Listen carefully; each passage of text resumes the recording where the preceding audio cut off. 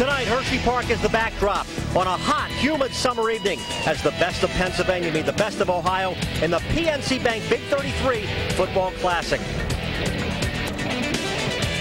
Hi, everybody. I'm Greg Mace. You're about to see some of the top high school football prospects in all of America. Now, all of these players have already graduated from high school, and they're off to their respective colleges in just a few weeks. Joining me for the broadcast again is former Penn State star and NFL star Todd Blackledge. Todd, there is tremendous history and tradition associated with this Big 33 football game. Well, there really is, Greg, and partly because of the incredible list of talented players that have played in this game down through the years, and also because this event that is the Big 33 experience gets bigger and better, and the rivalry more intense every year. Now, the series is even at 3 games apiece, and there are also 3 quarterbacks for Pennsylvania, which is something a little bit unusual because usually in an all-star game you just go with 2. Yeah, it is unusual, and all 3 guys bring something different to the table. From left to right, Rod Rutherford, Chad Schwank, and Matt Schaub. All 3 guys will have to play 15 plays tonight, and that's the dilemma that Don Yanessa and his staff have. They've got to get everybody their plays, but he still wants to be able to go with the guy who has the hot hand late in the ball game. By the nature of this game, it's a big play kind of a ball game. We saw a lot of big plays last year from Ohio. There may be a game breaker for Ohio this year as well. Yeah, Robert Redd was the star receiver last year for Ohio. This year they've got a guy named Lee Evans out of Bedford High School. He was the MVP of the North-South game a couple weeks ago in Ohio, and Bob Ridley, the head coach, said this guy really stood out when we practiced all week. Lee Evans, a guy with great speed, excellent hands. He's a guy that the Pennsylvania defensive backs are going to have to take notice of all night long. All right, it's not football weather. It's hot, it's humid. It's going to be a scorcher here in Hershey. We're expecting a near sellout crowd. It's the PNC Bank Big 33 Football Classic. The kickoff is coming up next. This is the PNC Bank Big 33 Football Classic, brought to you in part by PNC Bank, AAA, Toyota, Bell Atlantic, and by Capital Blue Cross.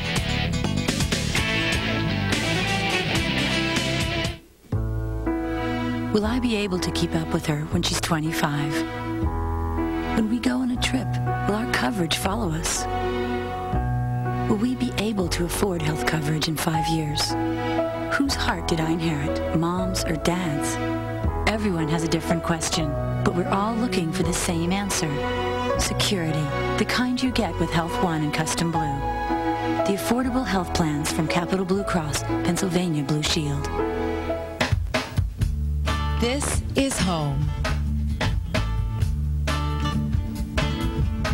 The communities where we work. The neighborhoods where we live and where we play. How we take care of it matters. Waste management, a part of the neighborhood. To bring waste management to your home, call the location nearest you. Waste management, relationships that work. All right, I want to pay off all my bills. I want to throw a big party to celebrate. I want a loan with a great rate. I want to pick up the phone and apply in minutes, not days. Can you give me what I want? Introducing no-problem loans from PNC Bank.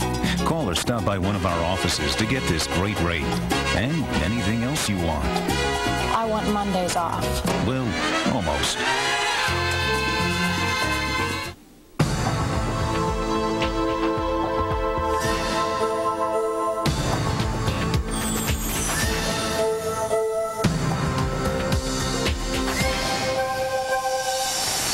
Driver voted the Subaru Forester #1 in its class. And with full-time all-wheel drive and more horsepower than the Honda CR-V, the Forester isn't just easy to own, it's tough to beat.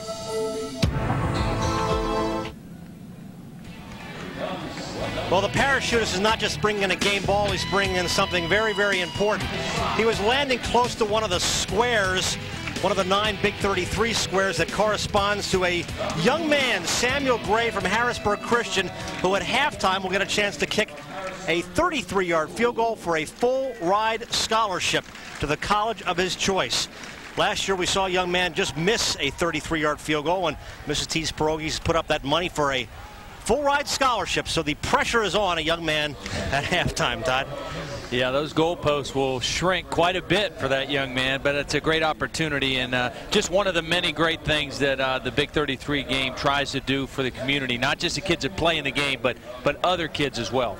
What you'll see throughout the course of the evening are the buddies, the Big 33 buddies. These are special needs kids and also men and women who are paired up with a Big 33 player throughout the course of the week. You're going to be hearing from the Big 33 band. You're going to be hearing from seeing the Big 33 cheerleaders. You're also going to hear from the sidelines and our own Dennis Owens. Dennis? Hey, Greg, the sun is certainly out, but we would like to see the stars shine tonight on that football field behind me. To that end, we have some special rules to enhance the offense in this game. Every player has to play 15 plays. On defense, there is no blitzing, no stunting. Man-to-man coverage is a must. That's a quarterback's dream. On offense, each team must pass the ball 40% of the time, so the ball will be in the air. Now, if a team is 9 or more points behind after scoring a touchdown, they can elect to receive the kickoff. The idea is there is we don't want any blowouts. I am allowed to interview players as they score touchdowns. That's one of the unique aspects of this game as well. I'll be covering the sidelines for you, but for right now, let's go back upstairs. And Dennis will be joined by former USC quarterback Jimmy Jones. He'll be listening in and getting some of the inside story of what the coaches and players are saying. Todd, this series is tied at 3 games apiece. It's the 7th game in the current series, and as we have talked about, sometimes it's the team that gets the hot hand that simply wins the ball game. Yeah, well, last year, Dave Ragone, the quarterback from Ohio, from St. Ignatius, who is now at the University of Louisville, really got hot. I think he ended up 10 of 11 in the ball game, threw 4 touchdown passes in the game. And because, as Dennis said, the game is geared towards an offense, and it's geared towards a quarterback because of man-to-man coverage. You get a quarterback with a hot hand, that's the team that's going to come out on top. When this current series started, and in fact Pennsylvania played Ohio many years ago in a series from 1972 to 76, they resumed this series. A lot of the kids from Ohio were used to that north-south game, and they said, well, what's the Big 33 game? And Pennsylvania blew them out. Well, then Ohio's gotten the idea, hey, this is a big-time game. It's called the Super Bowl of high school football, and Ohio has sent their prime-time players every year since. And it's a great rivalry. It's a natural rivalry. 2 states that border one another. They both play great high school football year in and year out, great high school programs, coaching, and all the way down through the communities. And so it's a great rivalry. The Ohio kids have really caught on to it. They've really taken a liking to the ball game. And as you saw in those numbers of scores, no team has been able to get a winning streak in this thing. It goes back and forth from year to year. It's 92 degrees.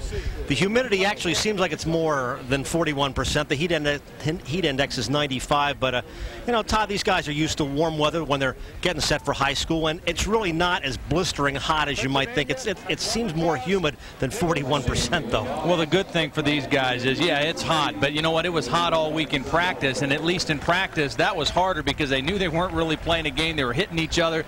Tonight, you got a little more adrenaline going. You know you're going to hit other people, try to actually play a game. So they'll get used to that heat very quickly. All right, Scott McMullen's going to be one of the quarterbacks tonight for the Ohio squad. And Don Yanessa sort of kept us up in the air. He said, all right, I'm going to start one of these 3 guys, and we're going to see who comes out first, because last night at the banquet, in fact, it was Pennsylvania winning the toss.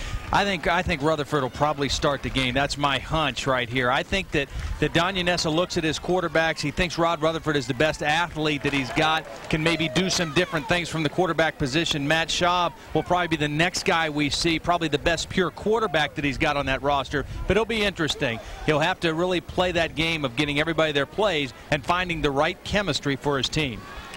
All right, so we're set to go with the Big 33 Football Classic. Bob Ridley, the head coach of Ohio out of Perry High School, and he's been just so enthusiastic and so excited about getting his team into this Hershey setting and all the great events surrounding it.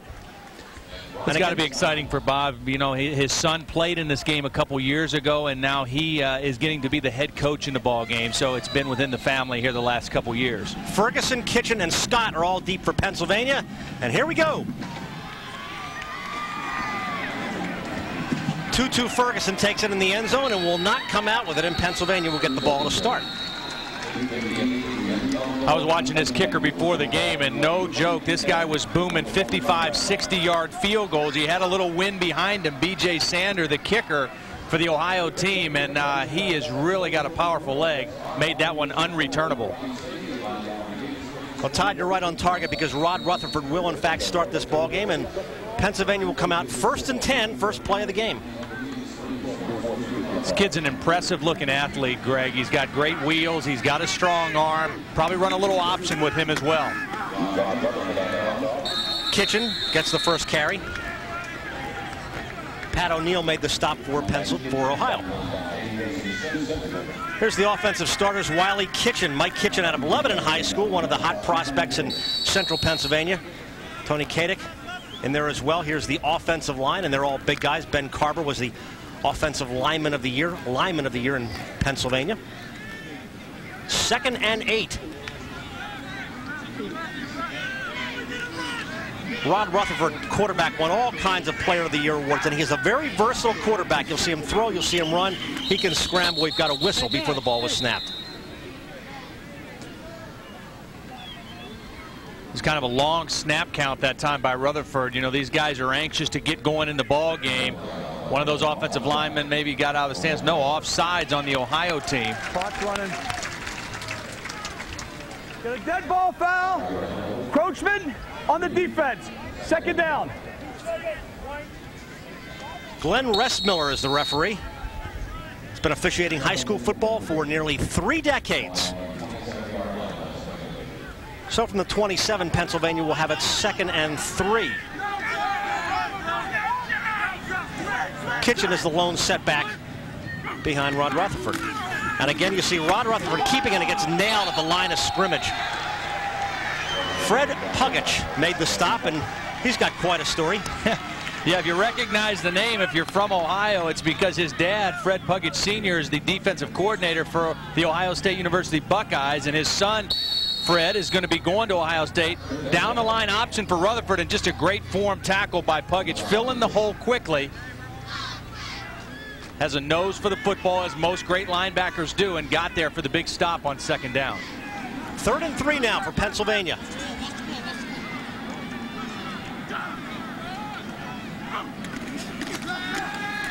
Kitchen spins and doesn't get anywhere. In fact, lost yardage. Paul Nixon making the stop for Ohio. He's headed to Minnesota in a couple of weeks. Nice play by Philip Smith, too, the defensive tackle. Got in there and kind of stuffed that play. Didn't get credit for the tackle, but it was a draw play, and there was nowhere to go in the middle of the formation. Good job by Philip Smith, number 77, closing that hole up. Rob Blomeyer, a familiar name to Central Pennsylvania fans out of Manheim Township, will punt the ball, and Ohio will let it bounce and bounce. And Pennsylvania will down it at about the 38-yard line.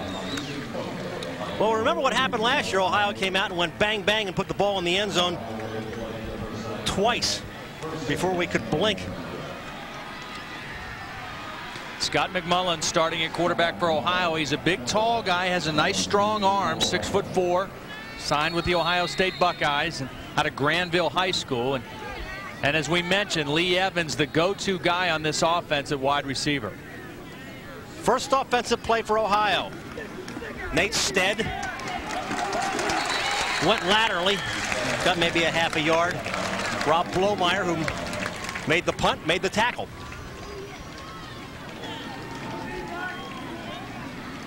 Nate Stead, the big typical I formation fullback, as you take a look at the Ohio backfield.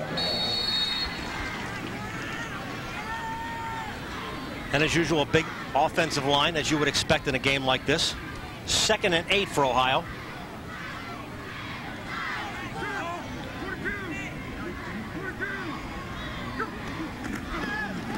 McMullen will look and throw and complete it to Derek Tolles, who may have gotten the first down. He may be just short. Jason Cook made the stop. And it'll be a first down for Ohio. We mentioned how important it is for a quarterback to get off to a fast start. This is a nice, safe throw for Scott McMullen. Does a nice job giving a little play-action fake. Now watch the quick release. Short throw out to Tolles. Get him the football where he can turn upfield and run. Nice, safe play and a good first down for Ohio. This will put him 2 yards short of the midfield. And another look from the end zone. 1st and 10 for Ohio. To the air again. Looking deep. Just off the fingertips of the guy we think could break a lot of plays, Lee Evans. Well, the one thing about knowing that it's man-to-man defense and a 5-2 defensive front is you know you don't have to worry about reading the coverage. You don't have to do anything in your pre-snap read. You just get back, get set, and throw the football. Find the matchup you want. They had what they wanted. Evans had clearly beaten Butler on the play. and it was a good throw by McMullen. Evans just couldn't come down with it. 2nd and 10 for Ohio. Greg Mays, Todd Blackledge, along with Dennis Owens. Early first quarter from Hersheypark Stadium.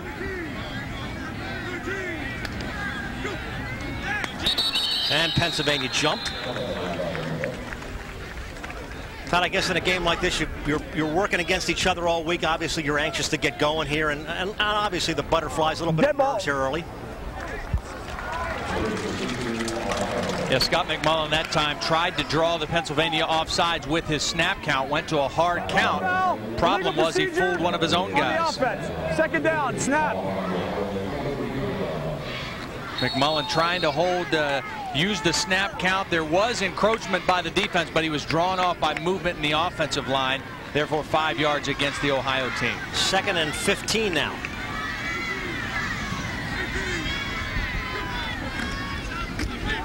Tolles. Pennsylvania was right there. Ellie Salomo. Yeah, great play by Salomo coming down from the backside. You know, the thing about this game is you have such high quality players and great speed, and you're not used to seeing that speed week in and week out in high school. This is a play you don't think this guy can make from the backside. He chases the play right down the line. Salomo, he's not blocked because you don't think he can get there and make the play, but great acceleration by Salomo makes the play. 3rd and 15. Complete to Pruitt. Cross midfield. Stepped out of bounds short of the 1st down.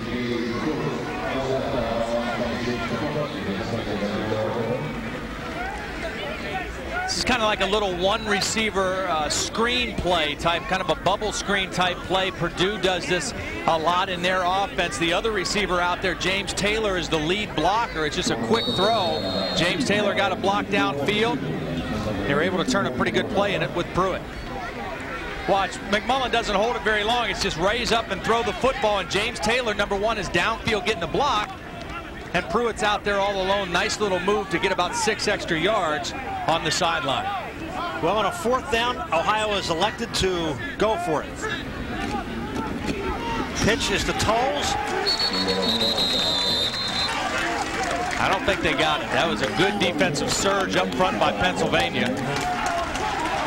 And that's an important play for Pennsylvania because last year the coaches felt like where they really got hurt in this game was up front. They weren't as big, they weren't as physical as the Ohio team, and that was a real statement play for the Pennsylvania defense. If they could stand up there nose to nose and make a stop on 4th down. And we had heard that from coaches almost all year long. Hey, we've got to have a bigger line. We've got to know what we've got to do to beat Ohio, and that is bring in some bigger guys.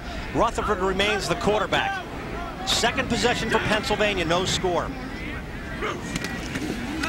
This time to the air. Looking deep.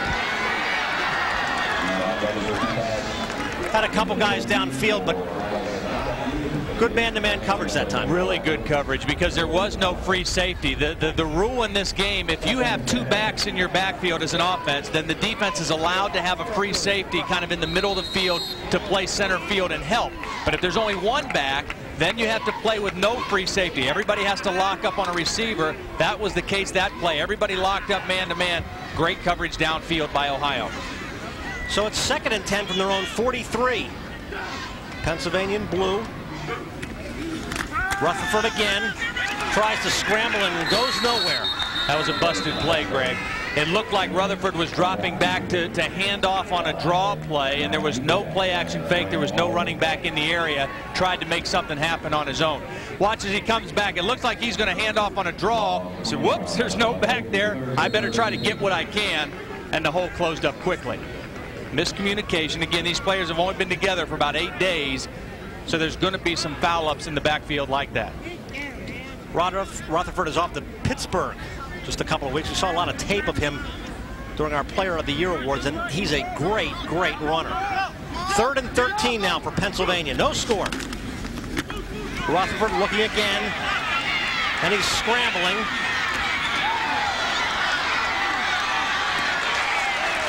Well, he made something of nothing there.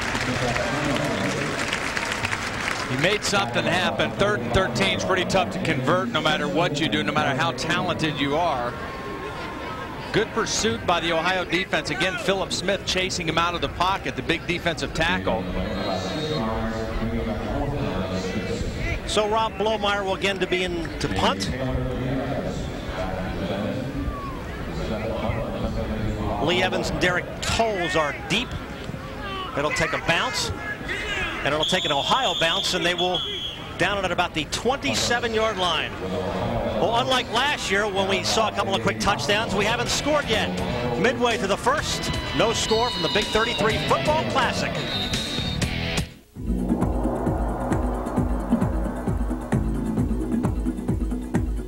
I'm Samuel Baycoot. As a Peace Corps volunteer in Ghana, West Africa, I help businesses start and grow. And here at home, I help my community grow. My Peace Corps experience has challenged me to find solutions and get results, and that's what business is all about. Peace Corps challenged my assumptions and broadened my perspectives. Through that experience, I now have a better understanding of who I am, what is important to me, what makes me tick. I'm Anissa Paulson, and I served as a Peace Corps volunteer in Momchilgrad, Bulgaria. In Washington, D.C., I work as a program coordinator for a literacy organization that works in the public schools. We bring adult reading partners into schools to read to children. The Peace Corps experience taught me the value of community service, and it is now a lifelong commitment. I learned patience, confidence, and resourcefulness. Because of Peace Corps, I'm truly a better person. Peace Corps volunteers, changing the world, changing America. In today's multicultural, interconnected world, things change really fast. The only way to compete globally is to get a global education. As a YFU international exchange student, you gain the knowledge and the skills that will prepare you to be a world player. When first I was thinking I want to be successful in the U.S., now I think in terms of the world. If you're between 15 and 18 and have the guts to jump out of your familiar surroundings and land in one of 30 countries around the world, you're the type of student YFU is looking for. And I was really surprised at how much Spanish I learned. Before I went there, I didn't speak any Spanish at all. I mean, I knew it, but I didn't speak it. And coming back, I really did learn a lot. Start learning about the world and your place in it by calling 1-800-ARE-YOU-READY and ask for this free book on international exchange for high school students. It helps you choose a country to go to and shows you how to apply. So, go global. The world looks better in person. Welcome back to a scoreless Big 33. This game is about football, but it's also about bands and cheerleaders. Now, these young ladies are all from Central Pennsylvania, but they have gotten together and they're cheering for Ohio, and they're doing a pretty darn good job, too, even though they were born here in Pennsylvania. Back upstairs. They're all having a good time, and that's what counts. Ben Swallow down to the ball game. He's headed to Geneva out of West Branch High School.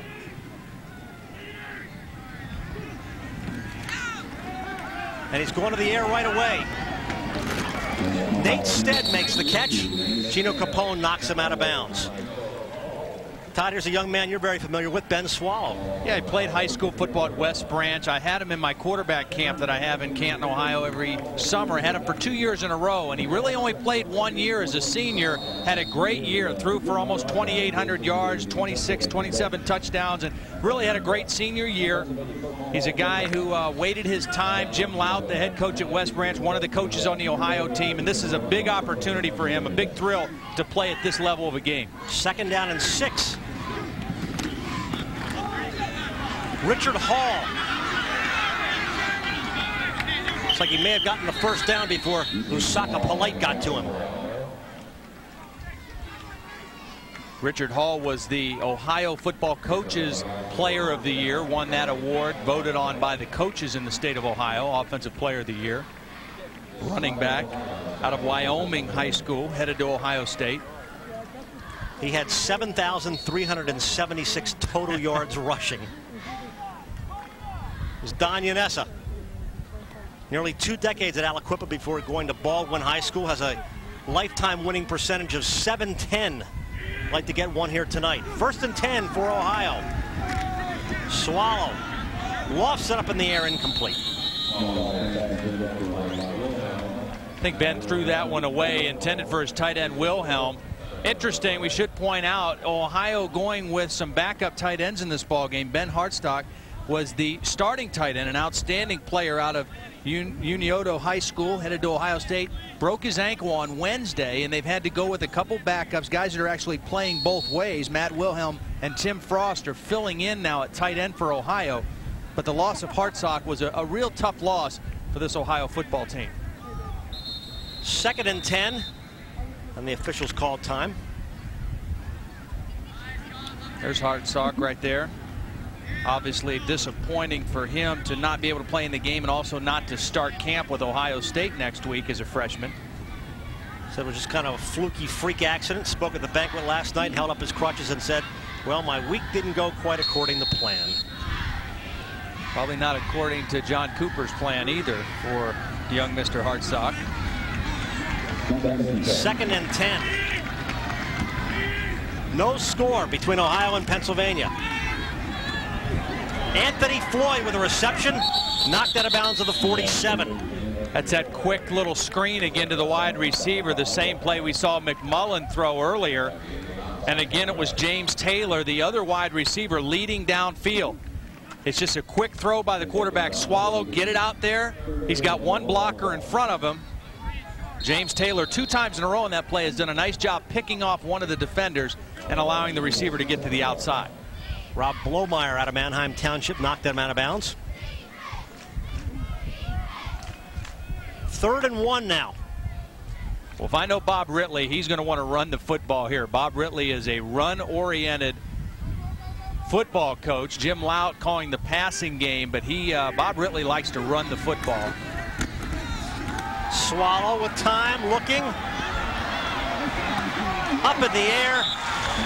Rob Blomeyer was right there again. Anthony Floyd, the intended receiver. See, the problem that time for Ben was he just didn't get his feet set and get the ball up in a hurry. You know, Ben played at West Branch High School, good caliber football, but not the same level of speed that he's used to seeing. And when you get in a game like this, you can't wait until the guy's open. Set your feet and get the ball up in the air. That time he waited too long, and it allowed Blomeyer and his great speed to get back there and make the play. You're not used to seeing this kind of speed in a game situation. You got to throw with a little more anticipation than Ben Swallow did that time. Rob Butler and Tutu Ferguson are deep. Here is B.J. Sander, the punter. Nice punt. They'll call for a fair catch. And he does at his own 13. So Pennsylvania will have to dig their way out deep of a hole. Still no score. 4:32 left, and somebody's looking to get a little momentum here. Ohio and Pennsylvania are scoreless from Hershey.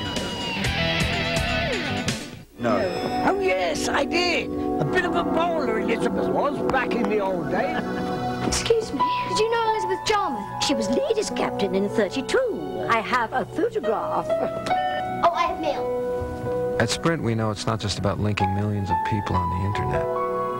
It's about looking into someone's eyes and seeing who you are. Isn't that the point of contact? All right. I want to pay off all my bills. I want to throw a big party to celebrate. I want a loan with a great rate. I want to pick up the phone and apply in minutes, not days. Can you give me what I want? Introducing no-problem loans from PNC Bank. Call or stop by one of our offices to get this great rate and anything else you want. I want Mondays off.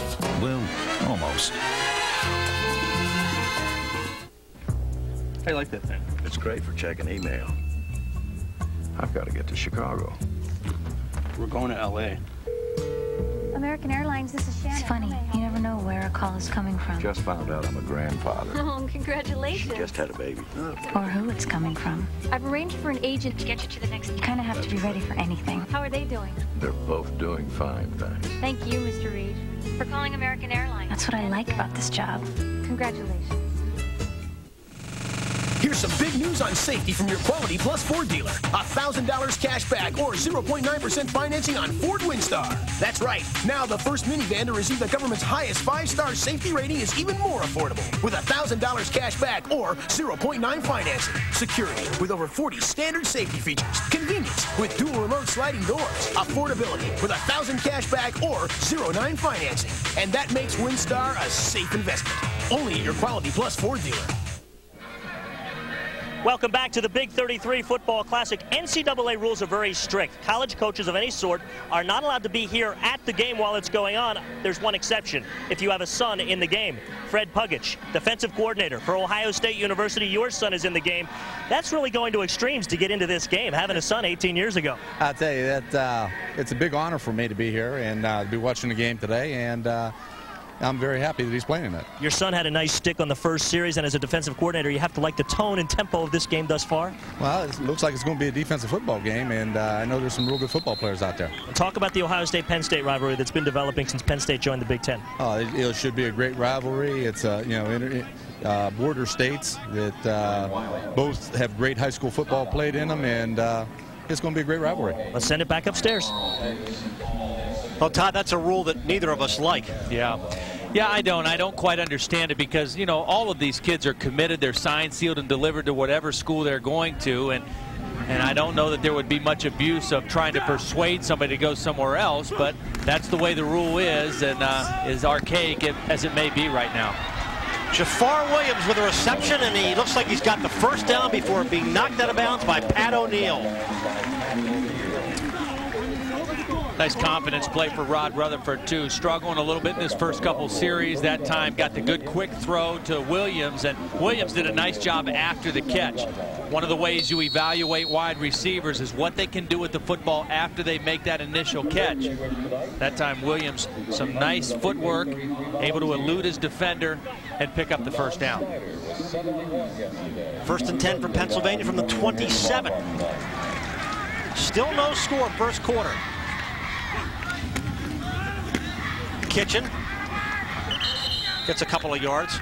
Paul Nixon made the stop.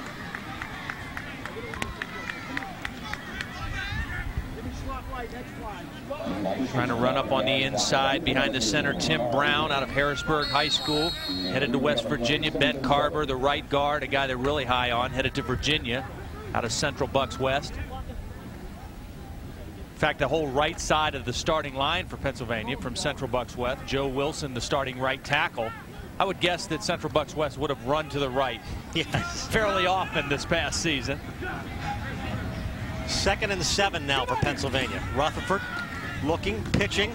Mike Kitchen twirling and whirling across the 30. We have a marker down. Our first penalty of the ball game. I think they're probably going to get holding on John Glass Jr., number 76, actually a clipping penalty. It was behind the play.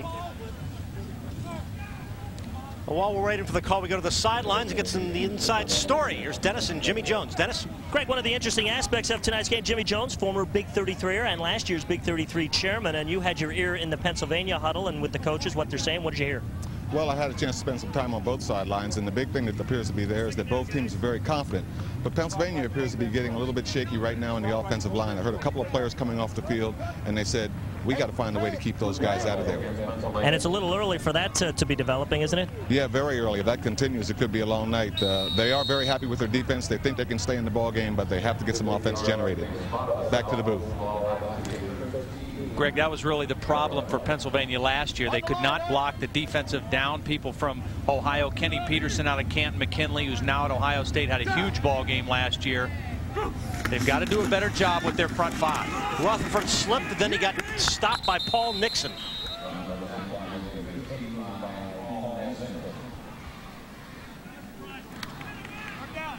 So it'll bring up a 3rd and long. Trying to run a quarterback draw here, and you see as he tried to plant that left foot, it slipped out from under him. And again, the speed on both sides of the ball here. Nixon able to get in there quickly and make the play. That little slip allowed Nixon to get in position to make the nice stop. 3rd and another long yardage situation. Ball on the 15. It's 3rd and 22. Still no score. Don Yaness is a great high school football coach. I'm not sure he has the right play for 3rd and 22. He'll try it here. Looking downfield. Art Thomas. I take that back. 3rd and 22. Man-to-man coverage. Give it a shot. And a beautiful throw and catch on the Pennsylvania sideline. Again, you know you have man-to-man coverage. You get back 5 steps, set, and let it fire. The worst case scenario here, it's an incompletion and you punt the football, but a beautiful throw. And Thomas did a nice job of shielding the defender Mentlow with his body and allowing that ball to come in for the catch. Really good work by the receiver Thomas. Our viewers on ABC 27 very familiar with Art Thomas, Cumberland Valley High School, one of the great football powers of central Pennsylvania. He's had some great years with Tim Rimpel out there. This time the pitch is to Kitchen. Goes laterally. Philip Smith made the stop.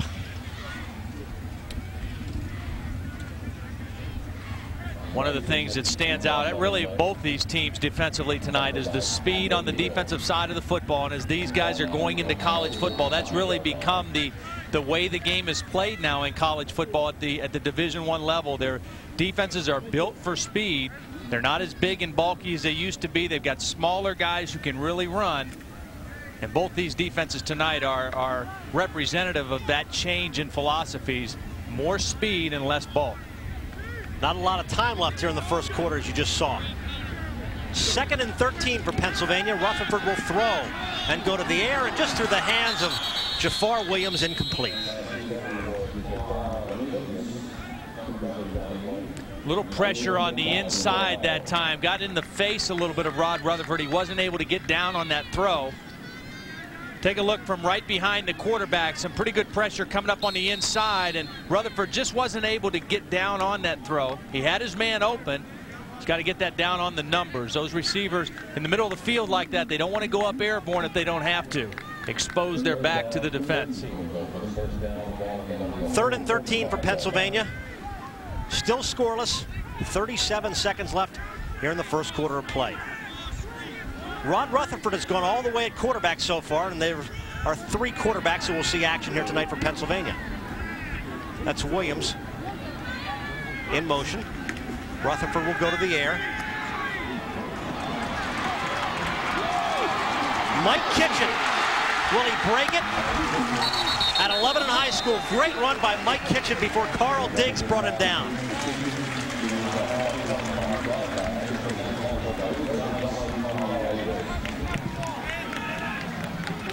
Well, that was all Mike Kitchen because the Ohio defense was in a position to make a play on this. It's a screen pass against man-to-man, so all you have to do is pick off his defender. In this case, Carl Diggs was the defender on the back, and then you see the great move right there on David Mentlow to elude him. Mike Kitchen took a short pass, it should have been a short gain, and turned it into a first down. Clock is running with under 10 seconds left as the 2 of these central Pennsylvania standouts have made the 2 big plays for Pennsylvania. Kitchen again. Gets about 6.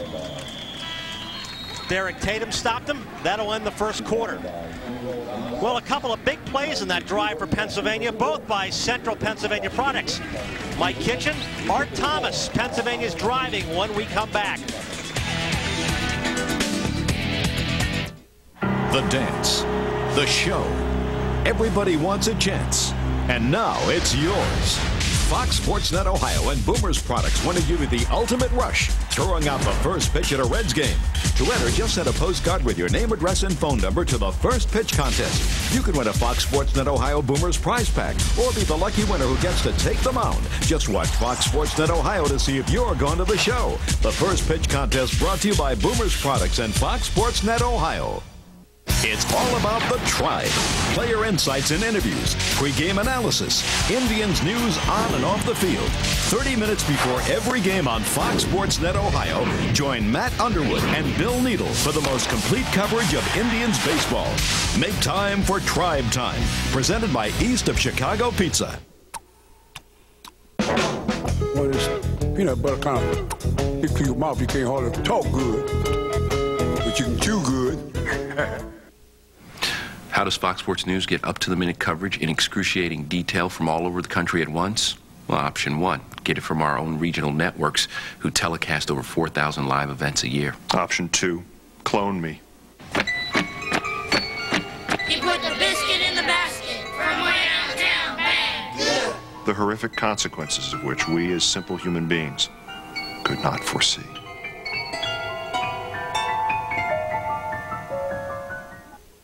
Reds fans, stay on top of what's going on with your team. on Fox Sports Net Ohio with Real Reds. It's going to be gone! Host Jeff Picaro and co-hosts George Grant and Chris Welch keep you up to date with in-depth interviews with Reds executives and players. Woo! Catch it all on Real Reds all season long on Fox Sports Net Ohio. Brought to you by AE Door, where they sell the best and service the rest. Hall of Famers being paraded into Hersheypark Stadium on Harley-Davidson hogs, which of course are made nearby in York, Pennsylvania. A lot of guys had a tough week of practice here as we begin a scoreless second quarter of the Big 33, but the toughest week of practice had by Ohio's Ben Hartsock, who broke his ankle during practice.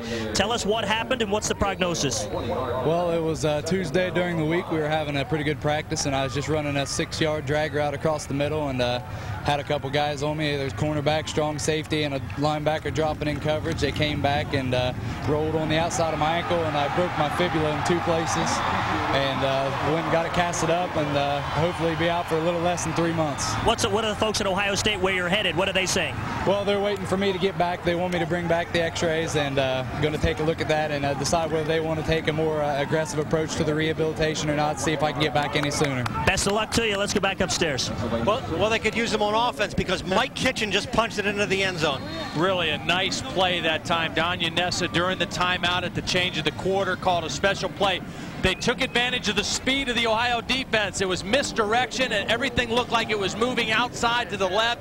It was a run back to the backside of the play, and Mike Kitchen did a great job of accelerating through that backside hole for the touchdown. You got the speed of that defense moving one way, and then you run in behind them for the touchdown. Nice call by Danya Nessa, and well executed by Mike Kitchen. Brad Nida made the extra point, and Pennsylvania has a 7-0 lead. You see that defense, everything flowing to the left of the offensive formation. They overran the play. One way you take advantage of speed on the defensive side of the ball, misdirection. Get them all running one way, come back the other way. Nice play call, nice blocking on the backside, and then you see the speed, the acceleration of Mike Kitchen to get that ball to the end zone. Todd, I know these are different teams, these are different players, but a lot of these guys were in the stands. They saw the game on TV last year. Has to be a confidence booster knowing that Ohio came out with a couple of quick plays last year to beat them. Well, and for Pennsylvania, really the thing about it is they have withheld their, and withheld their ground and withstood the challenge physically. And again, that was the area where they really got beat up last year, was inside. And for them to not only score first, but score running the football, really a big boost for Pennsylvania. So it's 7-0. Pennsylvania's on top. 6 seconds into the second quarter. Greg Mace, Todd Blackledge, Dennis Owens, and Jimmy Jones down on the sidelines from Hersheypark Stadium.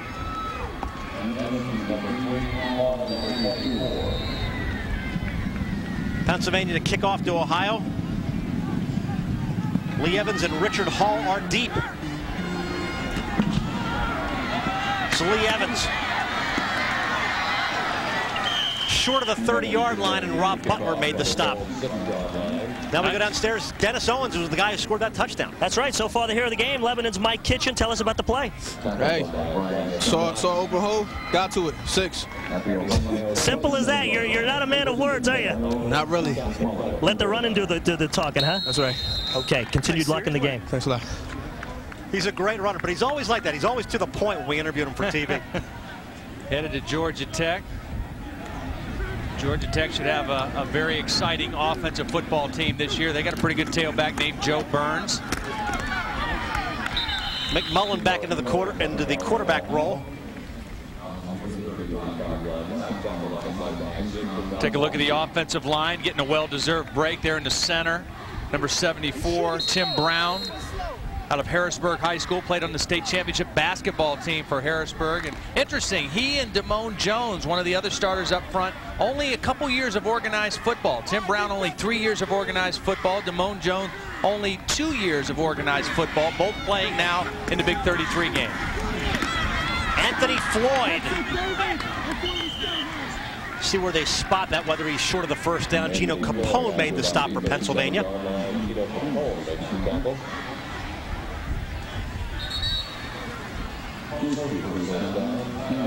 The officials will measure.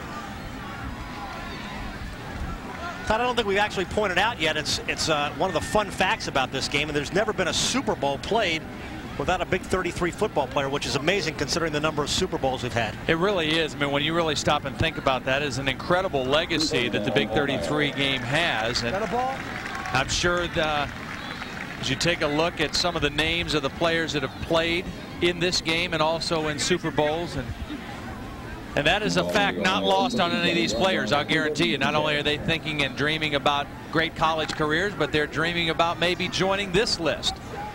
Of course, it's taken a number of forms over the years. They've played Texas, they've played Maryland, but this is really the one that's really gotten everybody's attention, I think, the Pennsylvania-Ohio matchup.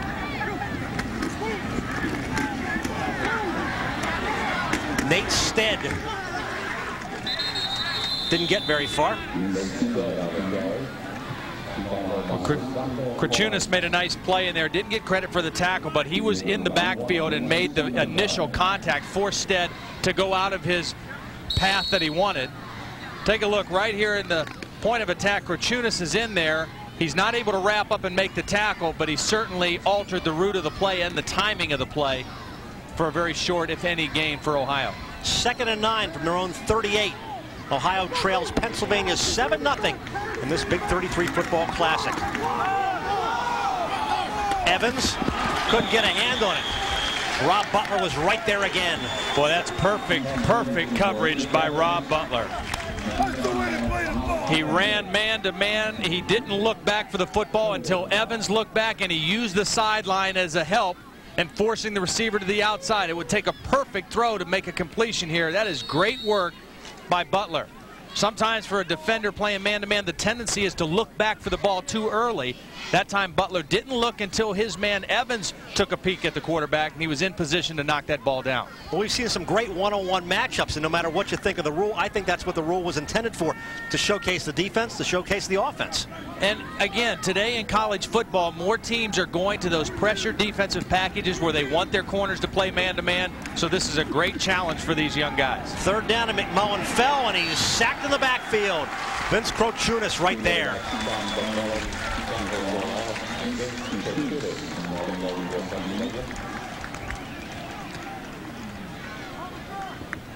Take a look as McMullen is going back. He loses his balance, and he's going to try to regain his balance with the football. Very incredible play in college football this past season. Looked very similar to that. Tennessee beat Arkansas late in the ball game. Clint Sterner, the quarterback for Arkansas, tried to do that and fumbled the football. Arkansas had that game wrapped up. Helped Tennessee win a national championship. 2-2 Ferguson on the return. Pennsylvania will get the ball back with some nice position. Pennsylvania's control the momentum. They control the time of possession. They control the scoreboard. 7-0 from Hershey.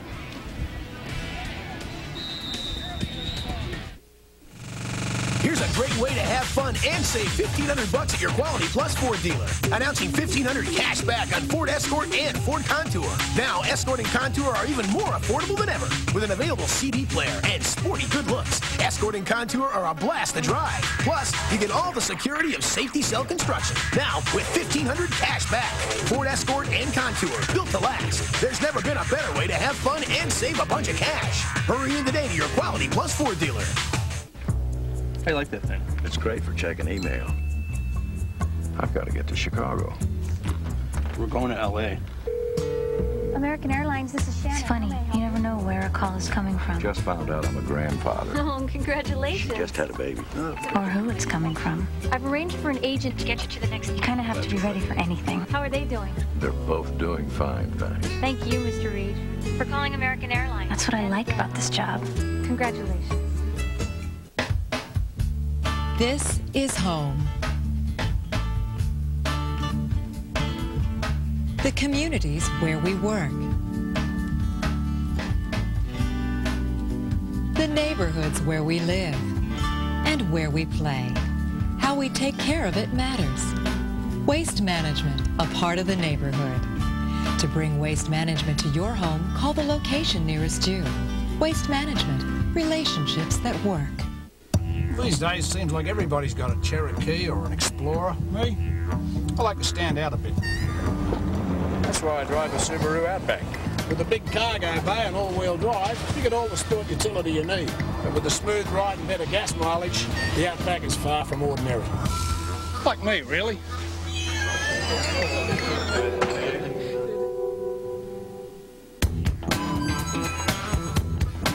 What a weird-looking bunch that was. Another quarter, another quarterback, Todd. Yeah, Matt Schaub in the ball game now. Big kid out of Westchester East, heading to Virginia, 6'6", 220 pounds. And when I watched him in practice the other day, I really liked the kid throwing the football. He's a real pure thrower. Don Yanessa told me this morning, he says, you know, Rutherford is probably the best athlete that we have playing that position, can do some different things running the football. But in terms of just being a pure quarterback, this guy may be the best guy on our roster, and I'm sure we'll see him putting the ball up in the air. It has a real good arm. Out of East Westchester.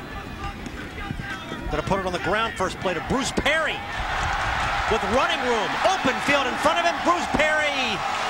Touchdown, Pennsylvania.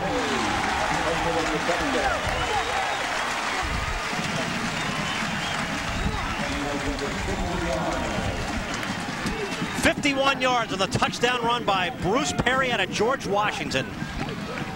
Well, Bruce Perry's not a very big guy, but he certainly showed you what he can do with his speed when he gets into the open field. Considered one of the fastest guys in the state of Pennsylvania.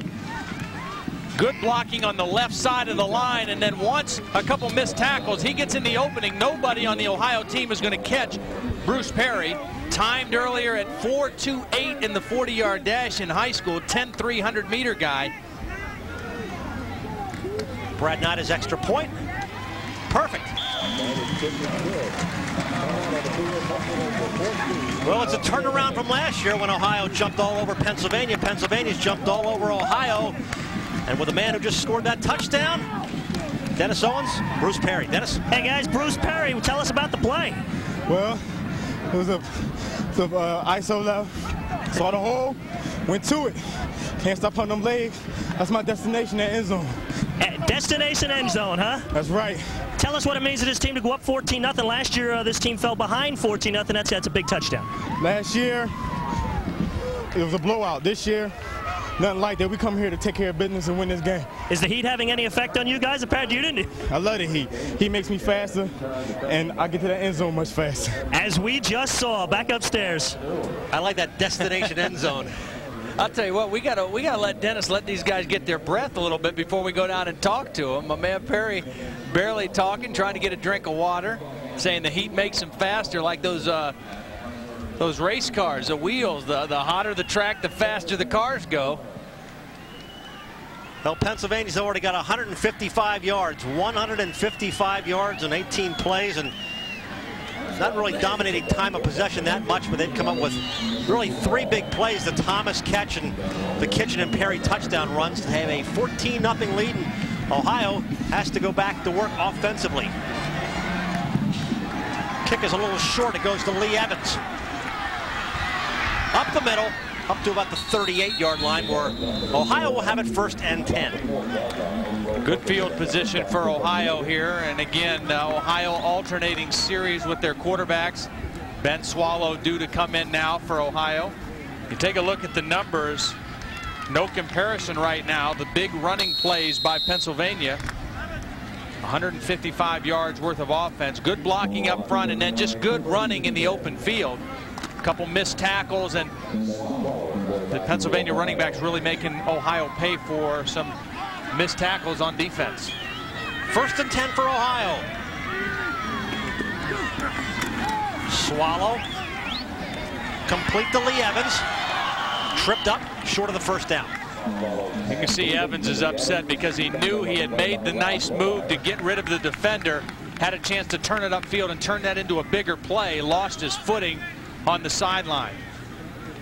Again, we talk about being able to make something happen after the catch. Watch the end of this play, the quick throw by Swallow. Now Evans is going to stop and allow the defender to overrun the play, but as he tries to turn upfield, the feet go out from under him, and he stopped right there. This guy who played 8 different positions in high school. Swallow fumbles. Does Pennsylvania have it back? Yes, they do. Shane Twyman makes the recovery. Not quite sure what happened on this play. It looked like Ohio was going to try to run the counter trap to the left with Derek Tolles. A mix-up in the backfield. Let's take a look at it. Swallow comes back. He made a quick fake to the fullback Stead, and the ball stayed on the fullback's hip, and he wasn't able to secure the football. If you're going to make that fake, you got to pull it, put it in, and pull it out real quick. Get it back to the tailback. That time the mix-up in the backfield. Pennsylvania with the ball back. Schaub looking downfield, looking deep, throwing. Knocked down, intercepted. No, it's incomplete. Hit the ground. Derek Tatum thought he might have had it, but it hit the ground. Schaub decided to take a chance on this one. Again, man-to-man coverage. You figure you're down by the end zone. The timing of the play was disrupted by the rush. Give a receiver a chance. More times than not, that turns out to be a good play for the offense. This time, Tatum almost comes up with the interception. But the official right there with a good view of the play, that ball hit the ground. 7:33 left here in the second quarter. Pennsylvania with a 14-0 lead. Kitchen tried to get to the outside and didn't get very far before Timothy Frost stopped him. Ohio in need of a little pick-me-up here by their football team, maybe hoping their defense can give it to them. That time Frost with a good play behind the line of scrimmage. The counter trap play takes a little time to develop. Good pursuit from the backside. Frost on the front side. Paul Nixon coming from the backside. A good play by the Ohio defensive ends. Pennsylvania 2 of 4 on third down conversions. They've got another one coming up here. 3rd and 14 from their own, from the Ohio 46. Schaub scrambling. Ohio's all over him for a big loss. Paul Nixon in on the stop, along with James Simpson. Back-to-back plays by Paul Nixon. You see out of Mifflin High School. Headed up to play for Glenn Mason at the University of Minnesota. We saw him chase down the counter play on 2nd down, and we see him rush the quarterback up the field on 3rd down. Good speed on the outside and a good sure tackle with a little help from James Simpson. Rob Blomeyer to punt again for Pennsylvania. Lee Evans will call for the fair catch at about the 23-yard line. Well, Ohio needs a big play. They had a lot last year. They haven't had one yet this year. 6:10 left, first half. 14-0 Pennsylvania. I believe in you. You can run, you can hit, you can pitch. Now let's take it to the field, the big league field. Now let's play ball, let's play ball, let's go, let's go. You compete near your home in running, hitting, and pitching, and the top scoring kids head on to play at Jacobs Field. Join the team of kids having fun all summer in the Indians Fox Sportsnet Ohio Baseball Skills Competition, presented by University Hospital. Just make the call, and you make the team. The season's in full swing, and Fox Sports News Primetime is bringing the heat. Take a deep breath. The big names, all the games. You can't coach that. Steve Sachs, Kevin Kennedy, and our starting lineup take you between the lines and into the zone. No bullpen, no championships. It's baseball coverage all season long. But a cannon. Catch Fox Sports News Primetime, nightly at 10.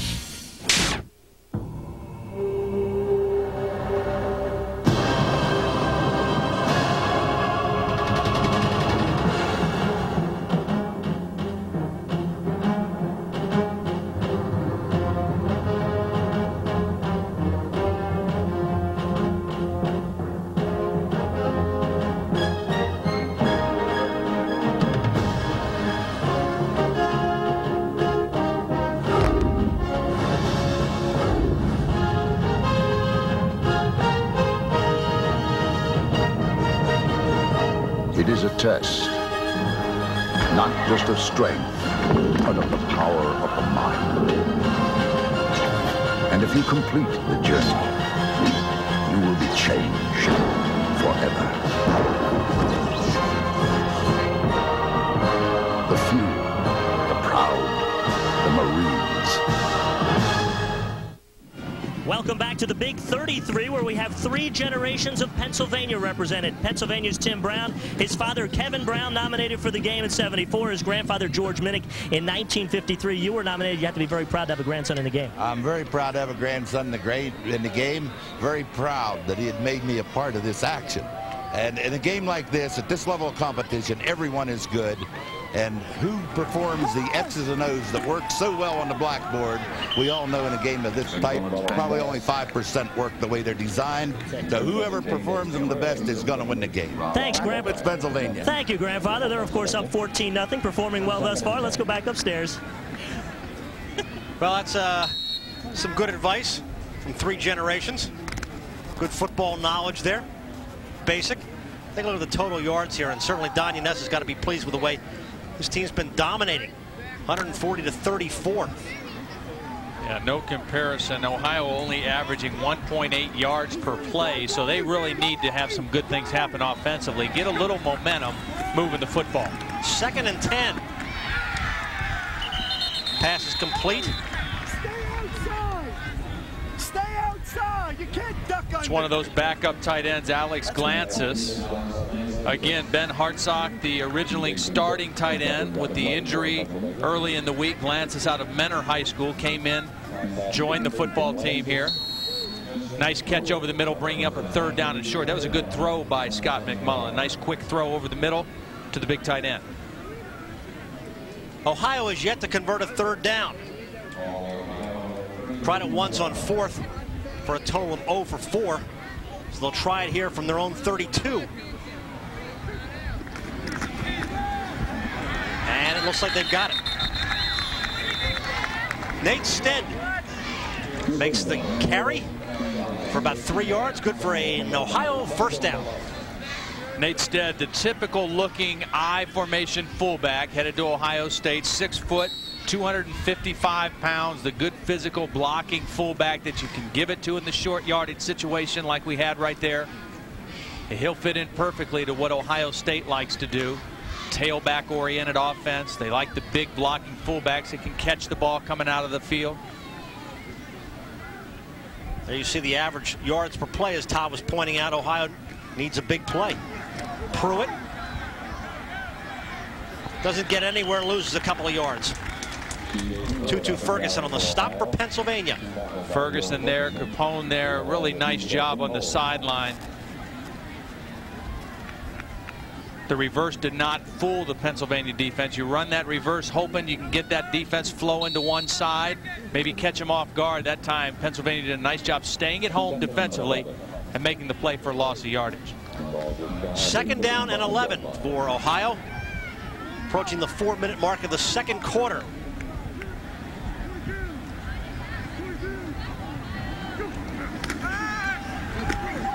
To the air, looking deep. You got a penalty marker down.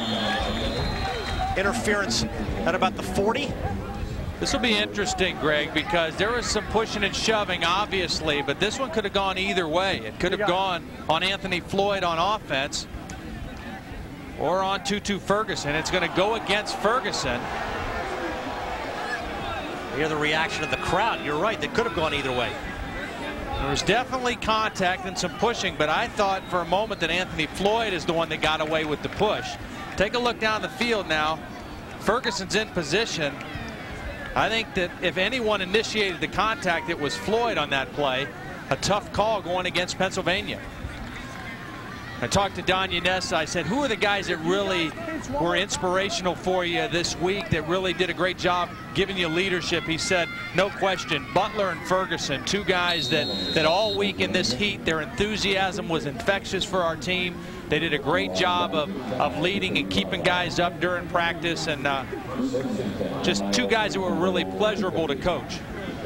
And to a man, Pennsylvania said, you know, we really become a family this week, which is not always the case.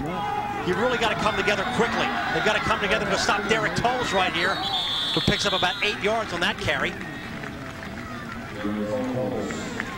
Rob Butler again in on the stop.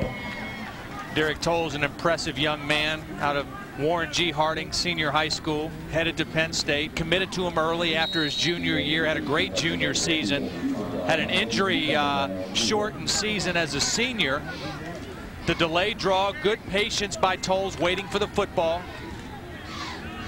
And then the acceleration downfield. Warren G. Harding, a powerful football program. 6 Division I signees off their football team this year. 3 of them in the game tonight for Ohio. Ohio's got 3 minutes and 15 seconds to punch it into the end zone. McMullen with time, looking downfield, throws, knocked down by Butler. Boy, I'm not sure what happened there. I think that ball might have slipped out of Scott McMullen's hands. I don't know if his hand had some sweat on it or what, but that ball was poorly underthrown. Take a look as he makes the fake. He's kind of having a little trouble connecting with the football, and then as he throws it, I saw Scott McMullen throw this week. He throws the ball much better than that. That ball just got away from him. Looked like he might have had a little perspiration on his hand and didn't get a good throw on the football. So a big 3rd down for Ohio. 3:07 left first half. They have yet to score. This has been one of their prime opportunities in this football game.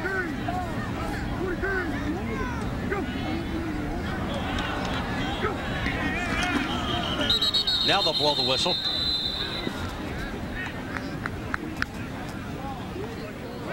Let's see who jumped first.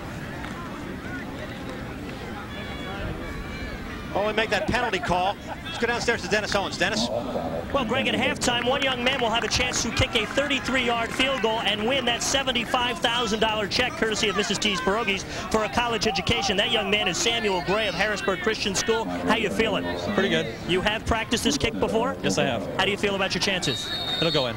Attorney General Mike Fisher is the kick captain for this year. Any words of advice for him? Stay loose and kick it straight. Let's go back upstairs. Good words of advice there. I saw him kick at the picnic, and he can do it. McMullen with time. Richard Hall. Back to the original line of scrimmage a little bit more before Gino Capone stopped him.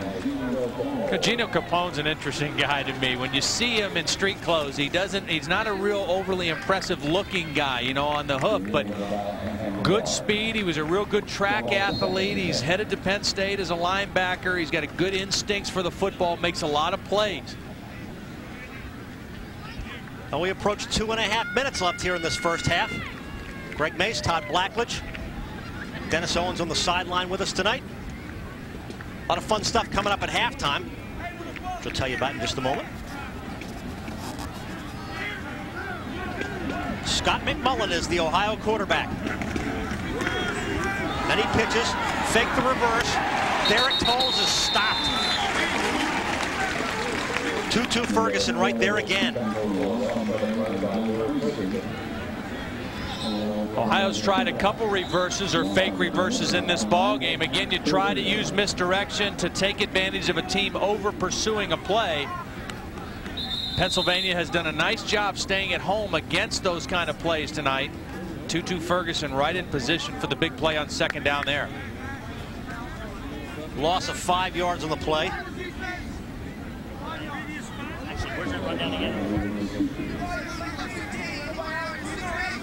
We have the marker down, and it looks like it's against Pennsylvania. Hey guys, This is an interesting call. Now they're going over to the bench to discuss what the call is. Okay. Previous spot, replay the down. Well, they're going to replay the down. Looks like they called illegal procedure against Pennsylvania, and then... Well, the one thing that might have happened, and I'm waiting to hear this, they may have had an extra guy on the field. The Pennsylvania defense may have had 12 guys on the field. I'm not sure what the penalty was. Let's listen and see if we can find out. Defense. Slaney. Oh. 2nd down, 5-yard penalty. Illegal defense. Again, it's a 5-2 defense, very vanilla. You're not allowed to slant or you're not allowed to blitz. And that time they were called for an illegal slant, kind of like the illegal zone defense in the NBA.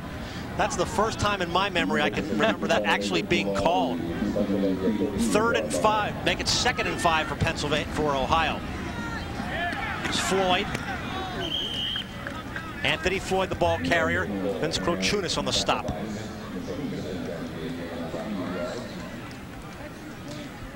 Minute 30 left in the half. I think Ohio needs to have a little more sense of urgency about him in the huddle right now. Scott McMullen, they definitely need to get some points on the board.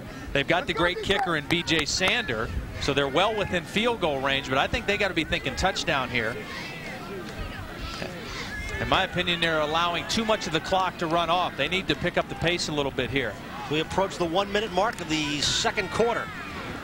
Richard Hall right up the middle. Prochunas again on the stop. And now Ohio will call. Well, the clock will stop. The clock will stop for the first down until they reset the chains. But again, I think Ohio should be in a 2-minute type offense right now. At the line of scrimmage, calling their play rather than huddling up. They need a touchdown here. Now when the clock starts, and they'll come out to the line of scrimmage. 1st and 10 from the 27. They have yet to score. 14-0 Pennsylvania.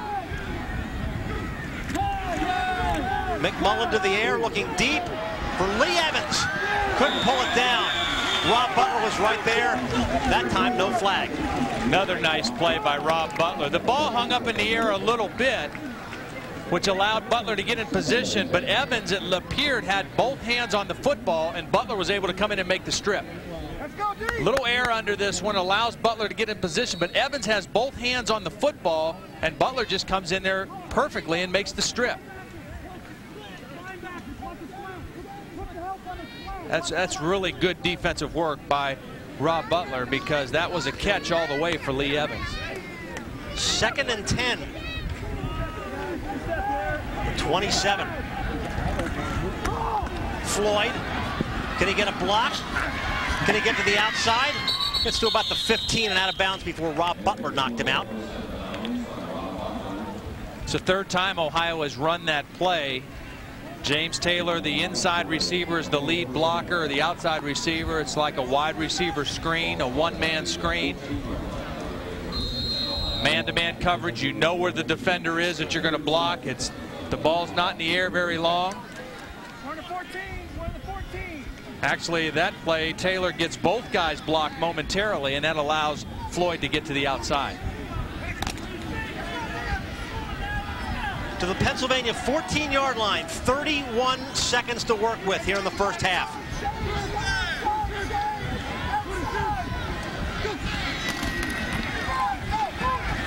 McMullen keeping, looking, throwing. Wilhelm had a hand on it and then couldn't hang on. Jason Cook was right there. Ball was a little high for the tight end, Wilhelm. When you're throwing the ball to the tight ends and to backs, you don't want to make them stretch too much for the football. You want to hit them down there around the chest so they can just catch it and run. You know, tight ends normally wear bigger sets of shoulder pads than do wide receivers. A little tougher for them to reach out and make a catch like that. That time McMullen a little errant with the throw. 2nd down and 10 from the 14-yard line.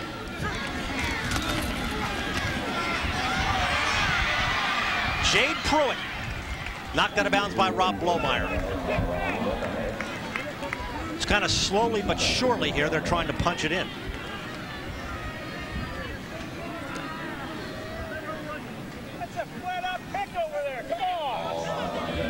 Again, that one receiver screen, it's been about the most effective pass play for Ohio in the ball game. Big 3rd down here. And they can get a first down without scoring, although there's only 18 seconds to work with. And Ohio will call a timeout. Well, we have a lot coming up at halftime for you. You will see that $75,000 kick, and we saw a young man just miss last year. And as we said, we saw this young man from Harrisburg Christian kick at the pre-picnic we had here on Saturday. Even though there was a soccer net up, he would have made that kick on Saturday. You'll meet the Big 33 Buddies, a unique group of special needs men and women. Just wonderful folks who are so very, very supportive of this Big 33 football classic.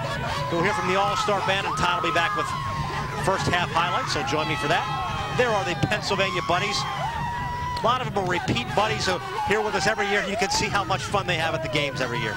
Well, I think that is one of the real important things about this game, and one of the things that makes this particular All-Star game stand out among other All-Star games in the country is it does more than just showcase football talent, but it serves a community and it reaches out to people, and in the case of the Buddy program, kids and people that are less fortunate, you know, they're not able to come out and play football. They don't have the same abilities or opportunities, and it's a great reminder to these great athletes on both teams of how fortunate, how blessed they really are to be able to play the great game of football.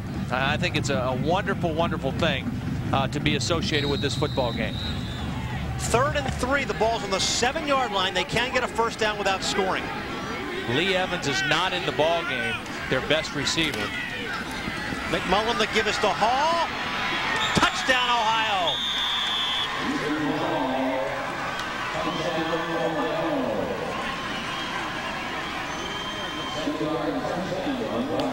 I wondered whether or not they were going to run because Evans was on the sideline, their go-to receiver. It was a show pass. It was kind of the draw. Pennsylvania expecting pass. Nice job getting out there on the linebacker by Leo Bell, the left tackle. 6'8", 300 pounds out of Cincinnati. Moeller did a nice job getting on the linebacker and freeing up Richard Hall for the touchdown. 7 yards for the touchdown. Sandra kick is good. And Richard Hall, who just had phenomenal numbers in Wyoming, off to Ohio State to be a Buckeye. Set 9 school records at his high school. Certainly the biggest touchdown so far of his post-high school career. Again, the little inside give. Nice bit of running by Richard Hall. Good patience finding the seam. And an important touchdown, really, for Ohio here right at the end of the first half. I thought for a moment there they weren't using the clock very effectively, but they were able to stop the clock with a couple pass plays to the sideline and then get the good run in there for the touchdown by Richard Hall. All right, don't let 12 seconds fool you here in the Big 33 game, because somebody can punch it in a hurry.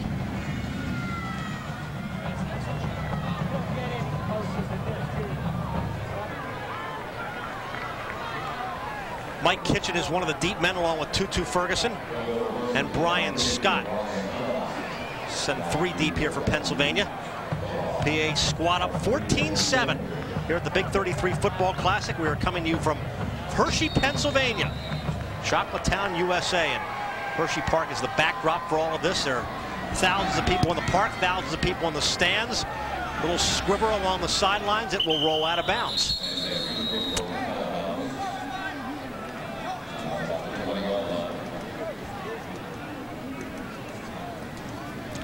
Well, Pennsylvania's certainly got to be very pleased. Don Yanez has got to be pleased with what his team has done so far, but now Ohio getting on the board certainly changes the tone of the game a lot. I'm not so sure that that was a great strategy going with the squib kick there, particularly kicking out of bounds. I'm sure that's not what Sander was trying to do, but Pennsylvania will get the ball on the 40-yard line with 12 seconds left with the man-to-man coverage. Again, you know what the coverage is going to be. They can't lay back and play prevent zone. If I'm Don Yanez, I'm thinking, hey, let's take a couple shots down the field. Let's hold them out, and let's throw the ball deep and see if we can get something. Well, they got the quarterback to do it, Matt Schaub. One of the top passers in all of Pennsylvania high school football, and he's making a couple of shots to punch it in here. Airing it out. Looking for Art Thomas. Knocked down by Jesse Smith. Good coverage by Jesse Smith, but again, I mean, that's what you have to do in this situation. Because of the rules of the game, it has to be man-to-man coverage. There can't be any deep zone or prevent coverage. It's got to be man-to-man, so you take your chances. Art Jones just going deep down the field, but excellent coverage, excellent position. That time by Jesse Smith. Time for one more play, and they'll just throw it up and see what happens here. 60 yards to pay dirt. 5 seconds left. Under some pressure, and he will not get this one off. Paul Nixon again into the stop. And that is the way the first half will end. So Pennsylvania, who had dominated much of this ball game, giving up a late touchdown to Ohio. Ohio has now dominated time of possession. Ohio's down in terms of total yardage, but only down by 7 on the scoreboard. We go downstairs to Dennis Owens. Okay, I've got Coach Don Yanessa, the head coach here. How much of a momentum killer was that last touchdown for Ohio? Well, the momentum is, that's good for Ohio, but the bottom line is we had two severe penalties in that situation right there, which got them down the field. They did some nice things too to capitalize on the penalties, but we're playing pretty good. Yeah, we're playing pretty good. What do you tell the team at halftime? We got 2 quarters to play. Let's get after it. That's that simple. We'll be okay. Okay, best of luck to you in the second half. Back upstairs. All right, we're getting set for a $75,000 kick. It's good for a 4-year scholarship to the college of your choice. When we come back, Samuel Gray of Harrisburg Christian gets his shot from 33 yards out.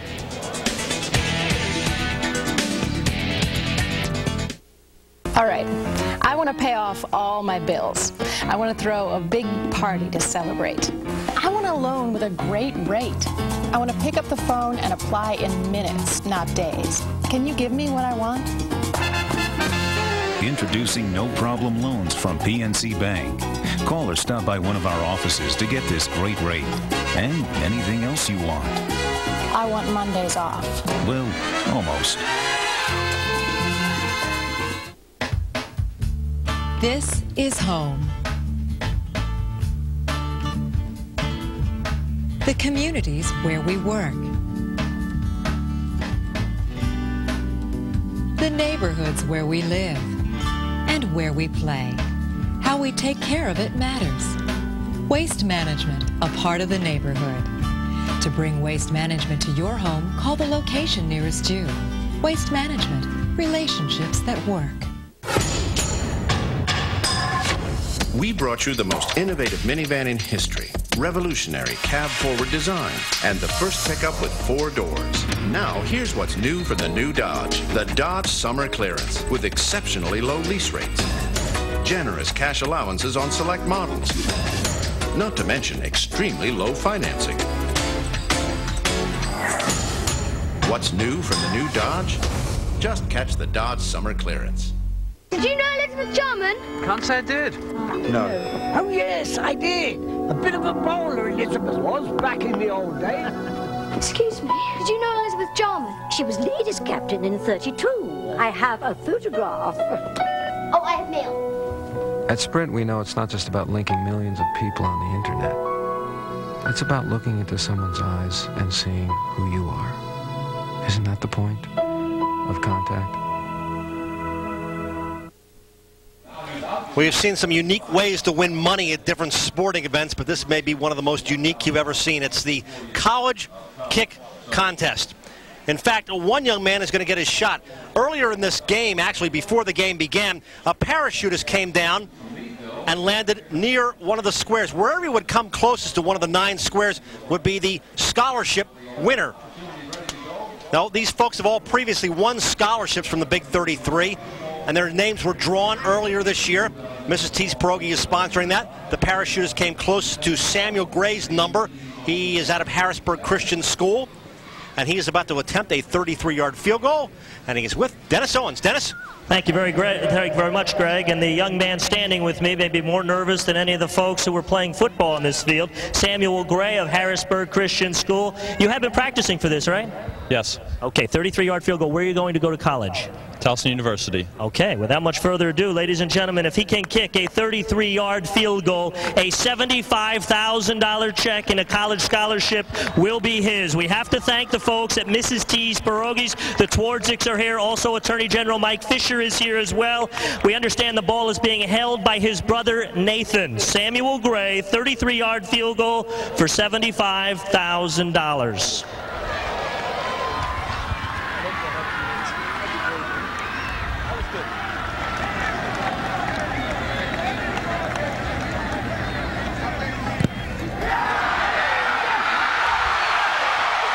Ladies and gentlemen, Mr. Gray has just won some green. A $75,000 college scholarship is his. Samuel Gray from Harrisburg Christian School has done it. And the Twardsiks of Mrs. T's Pierogies on the hook for $75,000, but I understand they are as happy as Mr. Gray is, Samuel Gray. Let's get a quick word with him. How's it feel? Wonderful. Was the hold important from your brother? Yeah. And tell us you're going to go to Towson. Yes, I am. Congratulations to you, ladies and gentlemen. Samuel Gray, $75,000. Let's go back upstairs. Right through the uprights. Wow. Well, we watched them practice. You're going to watch it again on the replay for $75,000. Man, he could play tonight. Towson may want him to kick for him down there. Suburban Baltimore school. My home area from many years ago. Samuel Gray, that's your kick of a lifetime. Good luck at Towson. Congratulations. More coming up at halftime. Samuel Gray wins $75,000 in terms of a scholarship from Mrs. T's. 14-7, Pennsylvania. If you're ready to lose weight, muscle up, and get back into shape, I've got a free video you're going to love. Introducing a winning fitness strategy. You got to eat healthy, drink plenty of water, and most importantly, strength train with Bowflex. Strength training adds muscle. Not only does your shape look better, you actually increase your metabolism, so you end up burning more calories. Strength training these days isn't just for men. It's great for women, too. And Bowflex is designed for both. It's even been called the best home gym by Fitness Magazine. Use as little as 5 pounds to more than 400 pounds of resistance. Follow our 6-week fast fat loss program or create your own from over 60 different health club quality exercises. Bowflex is easy to own, and it fits in any room in your house. It comes with a 6-week guarantee on results, and you can finance it with no money down and payments as low as $33 per month. Hey, I'm 41, and I'm in the best shape of my life. And I can tell you, Bowflex really does work. For a free video and brochure on the machine that can help you get into great shape at any age, call right now. Do you know why some people don't volunteer? Most say it's because they were never asked. Well, we're asking. Many men and women 55 years and older are serving in your area through the Senior Corps' RSVP program. RSVP matches your interests and skills to what needs to get done in your community. Our grandchildren have a right to clean water. That's why I'm teaching others how to test it. Everyone's got something to offer. There's lots of information in it. It's a lot. I like this here. This is really something. You catch on quick. All right. Okay. Kids have just got to be able to read. When you join your efforts with others, your community will grow stronger. You've been thinking about helping out. Here's your opportunity. Call your local RSVP program or this toll-free number today and help us get things done.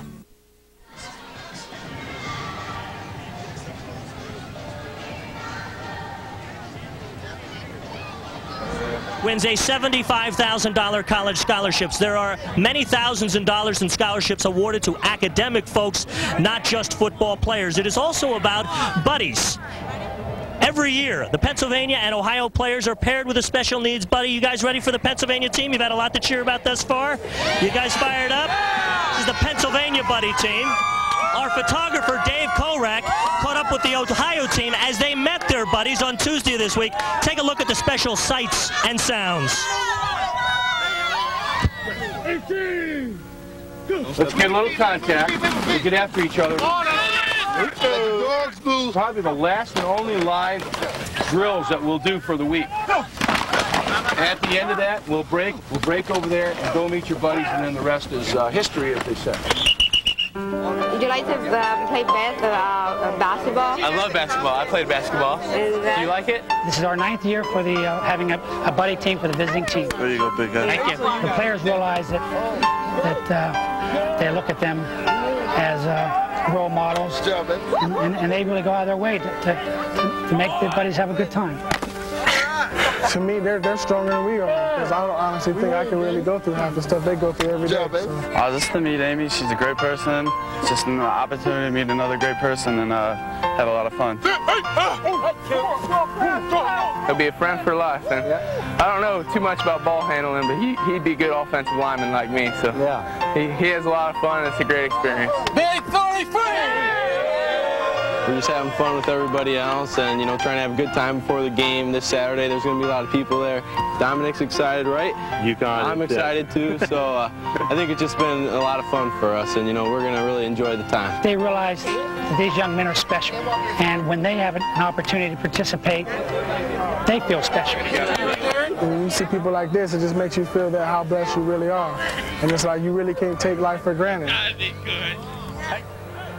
The Buddy program, one of the many wonderful events of the week here at the Big 33. Another outstanding aspect, we don't just have all-stars in football helmets, we also have some all-star band members. Folks from all around central Pennsylvania have been practicing hard all week to get together to do a halftime show. We're going to now take a look and give a listen to the Big 33 All-Star Band.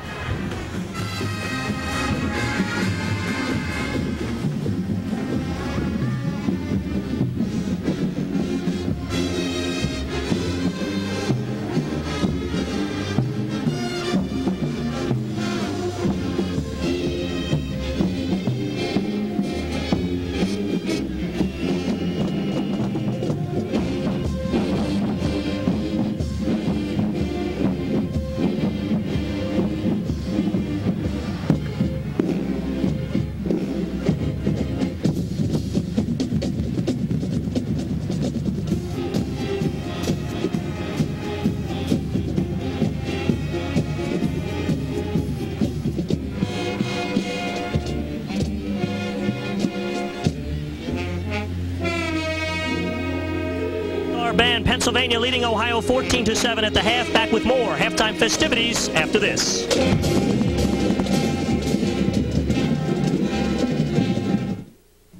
Now you can get a tough Toyota Tacoma with savings guaranteed. Buy any Tacoma now and get $1,000 cash back from Toyota. Guaranteed. Or buy from dealer stock with 2.9% financing for 48 months and save even more. Guaranteed. Or lease a 4x4 for just $199 a month. You get a Toyota built to haul more, tow more, and go places the others can't, with a truckload of extras, too. Toyota Tacoma Savings. Carved in stone and guaranteed. Will I be able to keep up with her when she's 25?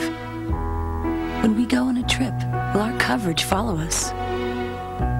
Will we be able to afford health coverage in 5 years? Whose heart did I inherit, Mom's or Dad's? Everyone has a different question, but we're all looking for the same answer. Security, the kind you get with Health One and Custom Blue. The affordable health plans from Capital Blue Cross, Pennsylvania Blue Shield. I like that thing. It's great for checking email. I've got to get to Chicago. We're going to L.A. American Airlines, this is Shannon. It's funny, you never know where a call is coming from. Just found out I'm a grandfather. Oh, congratulations. She just had a baby. Or who it's coming from. I've arranged for an agent to get you to the next... You kind of have to be ready for anything. How are they doing? They're both doing fine, thanks. Thank you, Mr. Reed, for calling American Airlines. That's what I like about this job. Congratulations. Once again, the Subaru Forester has outperformed the competition, earning the highest overall rating of vehicles tested in its class in a recent crash test. But the real beauty of the Forester is that it can help you avoid accidents altogether by automatically transferring power from the wheels that slip to the wheels that grip for maximum control. Another reason why the competition is a little bent out of shape. Subaru Forester, the beauty of all-wheel drive. The PNC Bank Big 33 Football Classic continues from Hersheypark Stadium in Hershey, Pennsylvania, where the best of Pennsylvania lead the best of Ohio 14-7. I'm Greg Mace together with Todd Blackledge. Wide open first half for Pennsylvania. A couple of big plays to put them on the board, and Central Pennsylvania product got that first touchdown. Yeah, Mike Kitchen with the touchdown run. 3 touchdowns in the ball game. All 3 touchdowns coming by running the football. Here's the first one for Pennsylvania. The little misdirection. Rutherford hands it back to Mike Kitchen.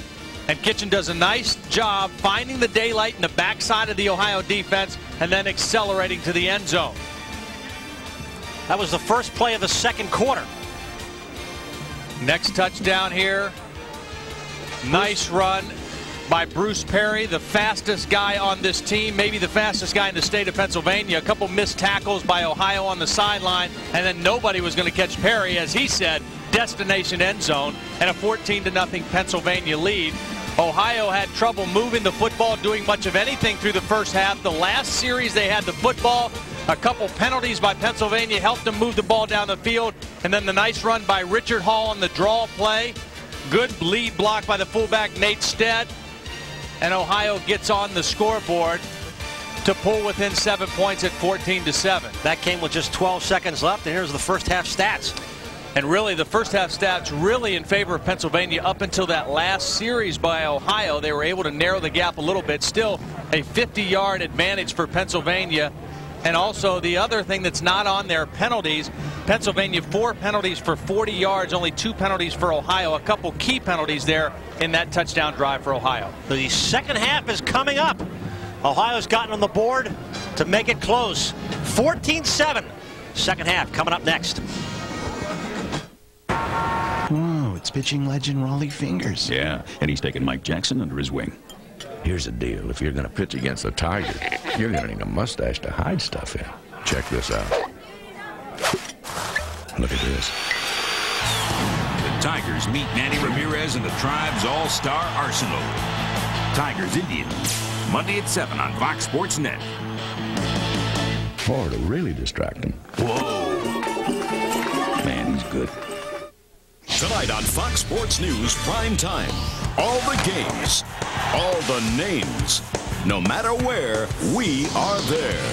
San Francisco, Philadelphia, Dallas, New York, Indianapolis. Keep going. Catch all the latest on Fox Sports News Prime Time. 10 on the last word. Jim Rome's heating up with epic guests and a whole lot of smack. It's going to be outstanding. Fox Sports News Prime Time, followed by the last word tonight starting at 10. This is who I am. I am rich. I am poor. I am middle class. I am a boy. I am a girl. I am a girl. This is who I am. This is who I am. I am from the city. I am from the country. This is who I am. I am. I know exactly what I want to do. I know exactly who I want to be. I have no idea. No idea. No idea what I want to do. I have no idea Who I want to be. This is who I am.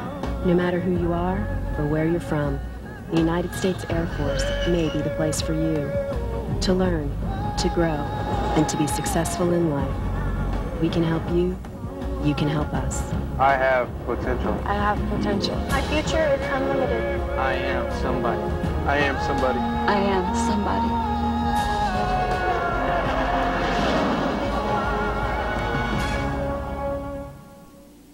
A beautiful moonlit evening over Hershey, Pennsylvania. It's become a terrific football game as well. Great crowd, great atmosphere. More halftime coming up and the third quarter kickoff. If they play next. Football makes our job easier. You know what that is. This is the PNC Bank Big 33 Football Classic. Brought to you in part by PNC Bank, Mrs. T's Pierogies, Sprint, Waste Management, and by Westra Construction.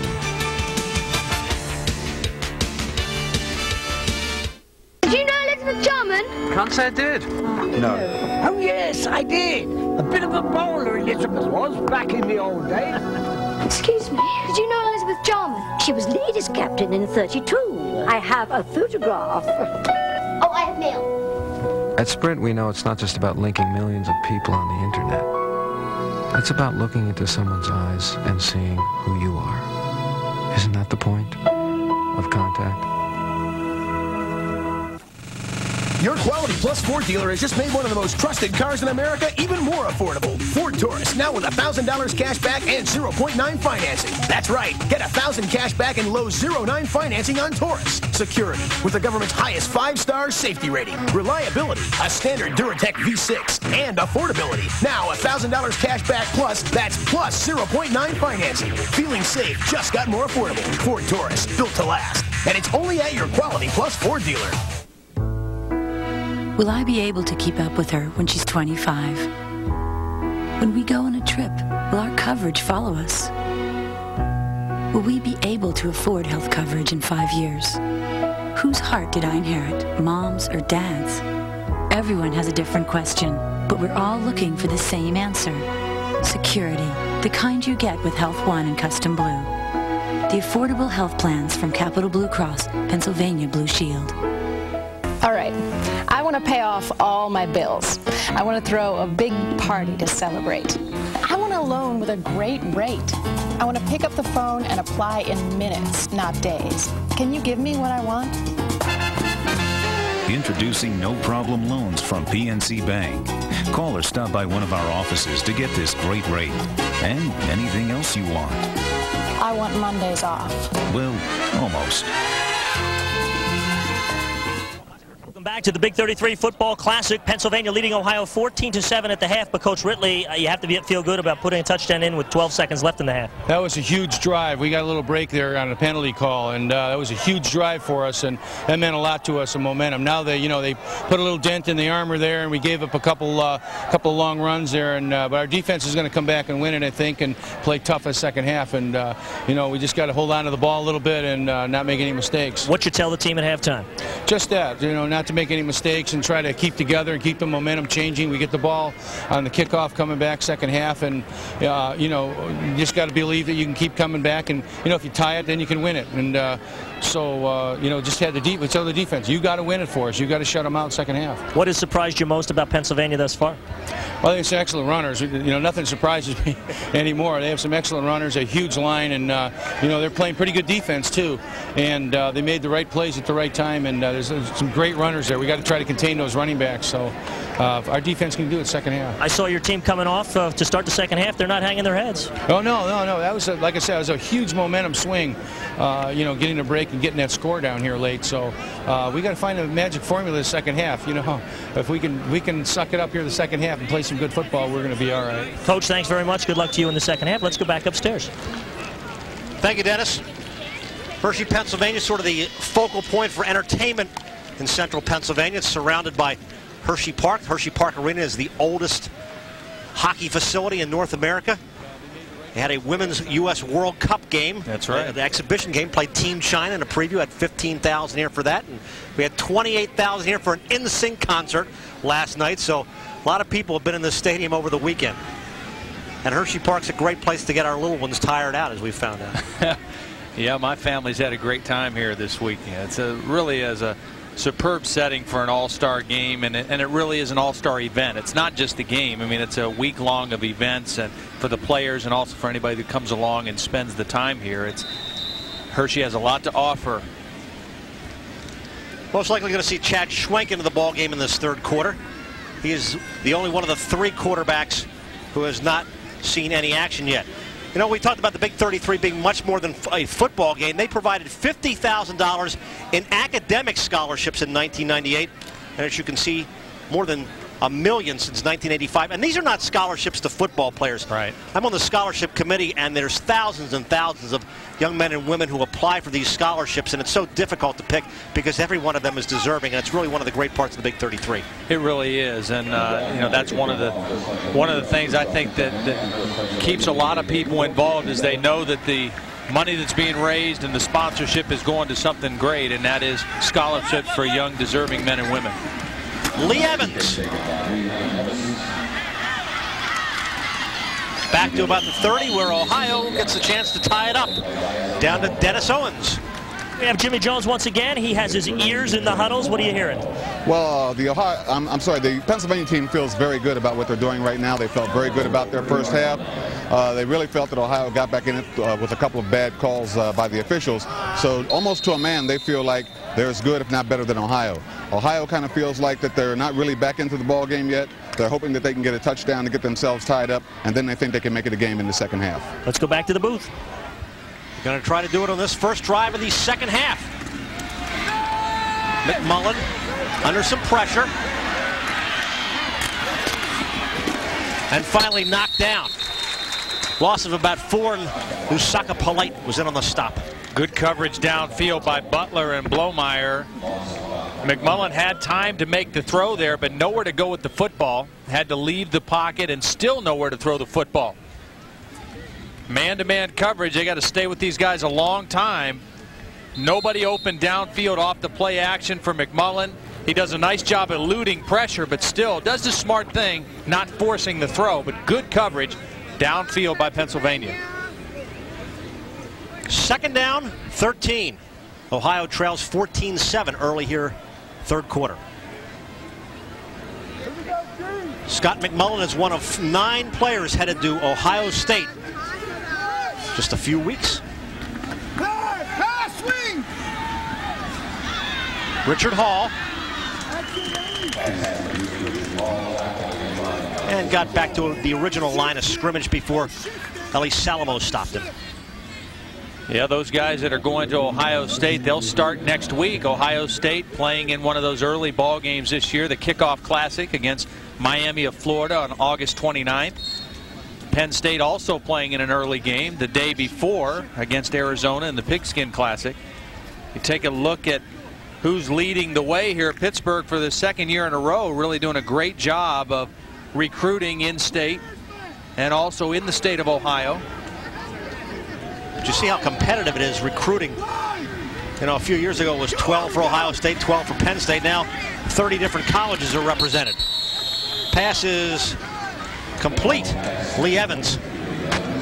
Walt Harris has really done a nice job recruiting at the University of Pittsburgh since he's been there, and he has unique ties both places. Obviously Pittsburgh, he's able to recruit that state, but he came from Ohio State, had a lot of ties in the state of Ohio, so he's recruiting well in both states. Trying to rebuild the program there at Pittsburgh. It's 4 and out for Ohio here. And they will have to punt it away. 2-2 Ferguson is deep, along with Rob Butler. It's Ferguson.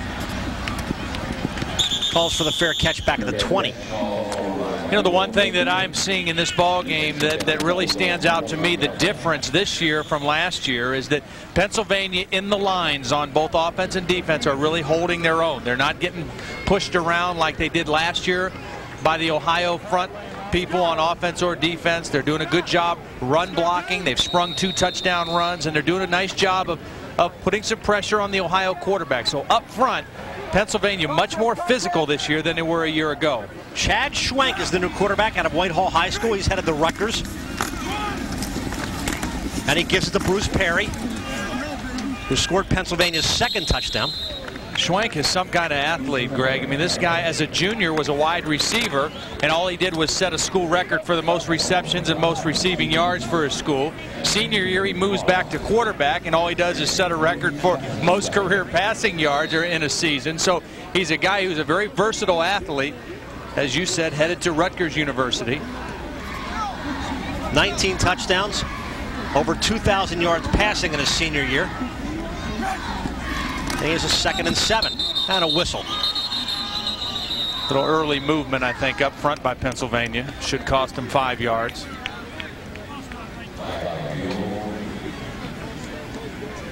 Right guard, sir. Right guard. Right guard moved. You heard that?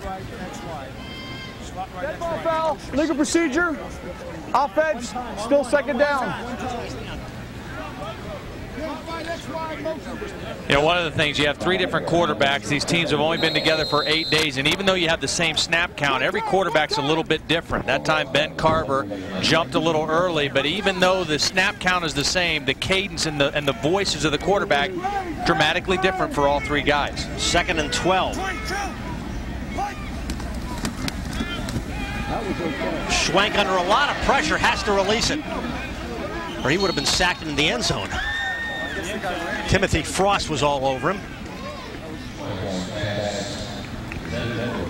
It looked like they may have been trying to set up a screen that time to Bruce Perry, the tailback, and it was covered, and Schwenk nowhere to go with the football. Normally when an offensive line turns defenders loose like that, they're trying to set up a screen, and Schwenk does a nice job just getting rid of the football, avoiding the sack. 3rd and 12 for Pennsylvania. 2 of 4 on these 3rd down conversions. Pennsylvania with a 14-7 lead. Little bad handle that time, and Schwenk was sacked. Timothy Frost again right there. Looks like he had a little trouble handling the ball off the snap. We had a little trouble handling the ball, and Damone Jones had a little trouble handling Tim Frost. The left tackle, real problem that time. Tim Frost got off the ball so quickly. Actually, it's not Damone Jones in there right now. It's Jeff Lewis, number 72. Ironically, both Jeff Lewis and the guy he was blocking, Tim Frost, headed to West Virginia. And that time the defender got the upper hand. Tim Frost, a great jump off the ball. Blomeyer punts out of his own end zone. Lee Evans. They'll get good field position out of this. And he keeps getting better field position. Up to the 25. So Ohio with another prime scoring opportunity. 7:26 left, 3rd quarter. Pennsylvania holding on to a 14-7 lead. America Online introduces You've Got Pictures. Now sharing your pictures is as easy as email. It's new from America Online and Kodak. You've Got Pictures is fun and easy. Just take your film to be developed, check the AOL box, and fill in your screen name. Your pictures will be delivered directly to your AOL account. It's that simple. And best of all, you can share them with your friends and family with just one click. So get started today with You've Got Pictures. America Online. So easy to use, no wonder it's #1. I believe in you. You can run, you can hit, you can pitch. Now let's take it to the field, the big league field. Let's play ball, let's play ball, let's go, let's go. You'll compete near your home in running, hitting, and pitching, and the top scoring kids head on to play at Jacobs Field. Join the team of kids having fun all summer in the Indians Fox Sportsnet Ohio Baseball Skills Competition, presented by University Hospital. Just make the call, and you make the team. It's all about the Tribe. Player insights and interviews, pre-game analysis, Indians news on and off the field. 30 minutes before every game on Fox Sportsnet Ohio, join Matt Underwood and Bill Needle for the most complete coverage of Indians baseball. Make time for Tribe Time, presented by East of Chicago Pizza. Well, this peanut butter kind of hits your mouth. You can't hardly talk good, but you can chew good. Join the Cleveland Lumberjacks and Fox Sportsnet Ohio as Heinens presents Jack's Street Heat 99, July 24th and 25th at the Nautic Entertainment Complex in the Flats. This 2-day street and roller hockey tournament puts you in the action. Join your friends and create a team of 6 players, and we'll match you up against local competition for the chance to compete for the Street Heat crown. The tournament's open to players ages 5 and up. Limited space is available and advanced registration is required. So call the Jacks at 420-0000 today. Greg Mace together with Todd Blackledge. We have rolled up our sleeves, and actually it turned out to be a pretty nice night out here in Hershey. Yeah, it really has been, and it's turned out to be a pretty good start to the second half for Ohio here after the good punt return by Lee Evans. They're knocking on the door again. Ben Swallow leading the offense. A great opportunity right now for Ohio to try to get in the end zone and tie this score up at 14 apiece. 1st and 10 from the 27. Ben Swallow's the quarterback. The give us to Derek Tolles. Can he break it? Can he find some more running room? Up to the 3-yard line. Shane Twyman made the stop. Well, we've seen a couple of great runs by the Pennsylvania running backs tonight. This is an outstanding run by Derek Tolles. Making people miss, being patient, allowing blocks to set up. A good block by the fullback Stead. Another block downfield, a nice job there by Leo Bell, the left tackle. Getting down on a downfield defender. And Derek Tolles showing you what he's got from Warren G. Harding High School, headed to Penn State.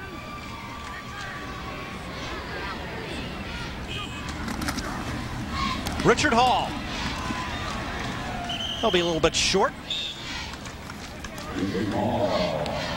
Boy, it looked like he was going to score easily that time. It looked like he had a little crease to the outside, and as he tried to cut it back in a little bit, that hole closed quickly. Good pursuit by Pennsylvania. Well, Pennsylvania will try to make a big goal line stand here, but Ohio certainly has a lot of firepower in that backfield. 2nd and 1 from the 1.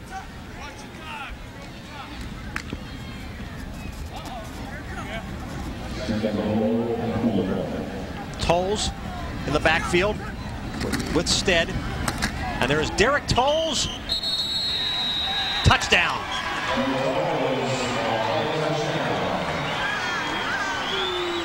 Well, Bob Ridley's got his team fired up now. They've scored the last 2 touchdowns to tie this ball game if they convert the extra point. Well, they did everything right coming out of the locker room, Greg. Their defense got the good stop. They forced the punt. Lee Evans got the good punt return.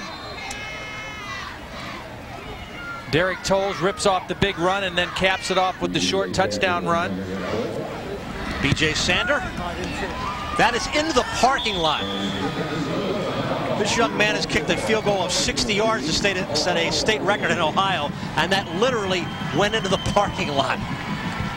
Looked like Derek Tolles was going to try to go airborne on this play and then realized he didn't need to. Austin King, the center, got a good push up inside. The fullback did a nice job leading it in there, and Tolles was able to just kind of inch his way into the end zone without going up over the top. To the Ohio sideline we go, and Dennis Owens. The man of the hour. I guess you guys have regained the momentum after falling behind 14-0. Yeah, during the half we talked about we needed a big play, and the line stepped up and started making holes for us. What do you think is going to happen the rest of the half? We just go keep doing the same thing, just keep it basic and just try to pound them. Now you're wearing Ohio colors. This will be the last game you wear Ohio colors. You're headed to Penn State, so I guess you're excited about that. Yeah, it's going to be a real good experience for me. Why Penn State for an Ohio kid? They just stood out above the rest. Just wanted to be different. Okay, let's send it back upstairs. I'm with an Ohio kid who went to Penn State as well. Todd played his high school football in Ohio and went off to Penn State, led us to the national championship. Yeah, Penn State's only 4 hours from my home in Canton, Ohio. Columbus is about 2.5 hours, so there's not a whole lot of difference. I think that's one of the things that makes this game so interesting, though, is because Penn State and Ohio State, as Fred Puckett talked about earlier in the show, it's becoming a great rivalry within the Big Ten. And then this game is kind of a natural lead into that rivalry. A lot of these kids will be playing against each other on Big Ten field. Mike Kitchen crosses the 20 where Pennsylvania will get the football back. Matt Wilhelm made the stop. So now Pennsylvania tries to get some of that momentum that they had in the first half back. Ohio has scored the last 2. Chad Schwenk returns. That'll be interesting to see who plays in the fourth quarter now. Ohio really inching their way back in this ball game from a total yard standpoint. At one point, Pennsylvania held a decided edge. 1st and 10 for Pennsylvania. Wiley found a little bit more of a hole, got back to the 25-yard line before Phil Smith stopped him.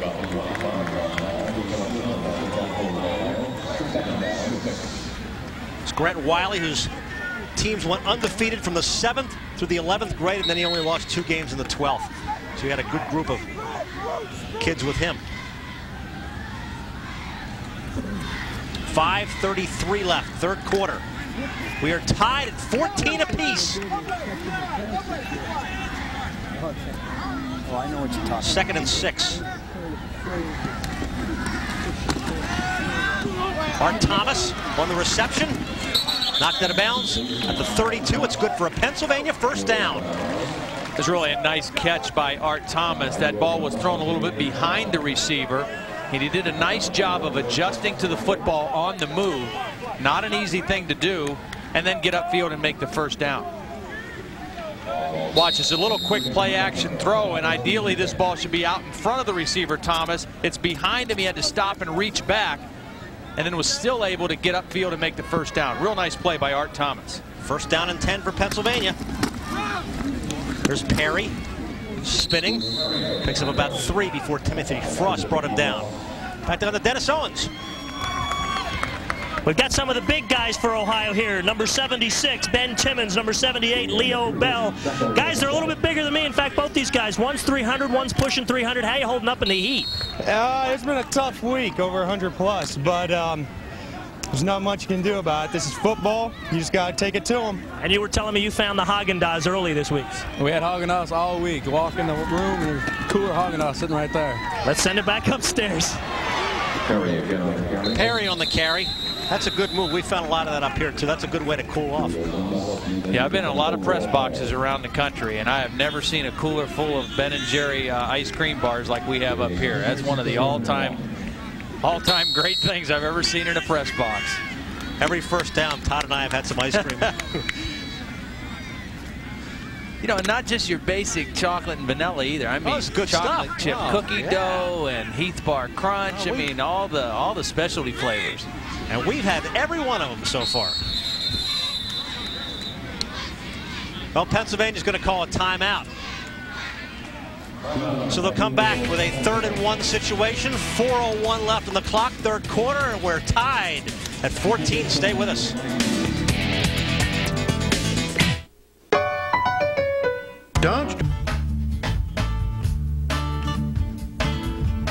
The communities where we work.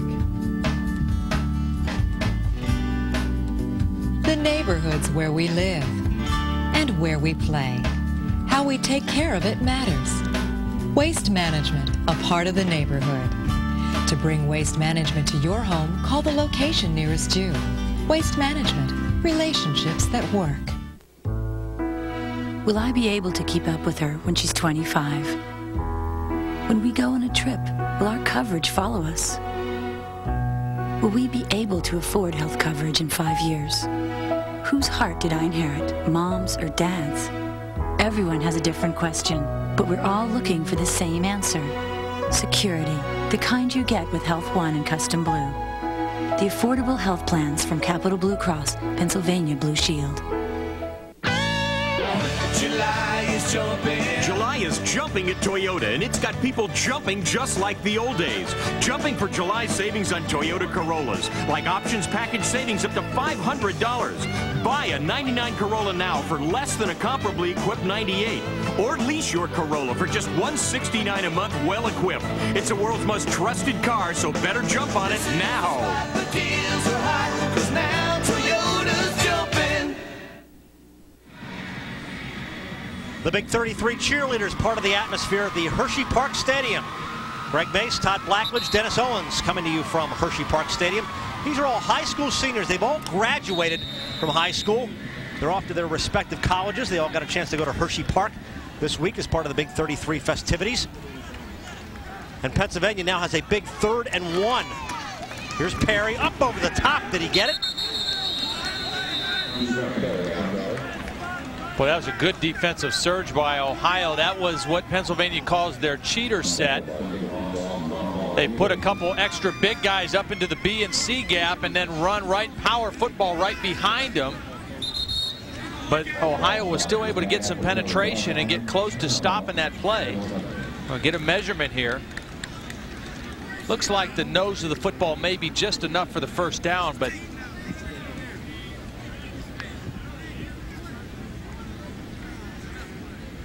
there's Bruce Perry, who's headed to Maryland, a major in broadcast journalism, played out of George Washington High School.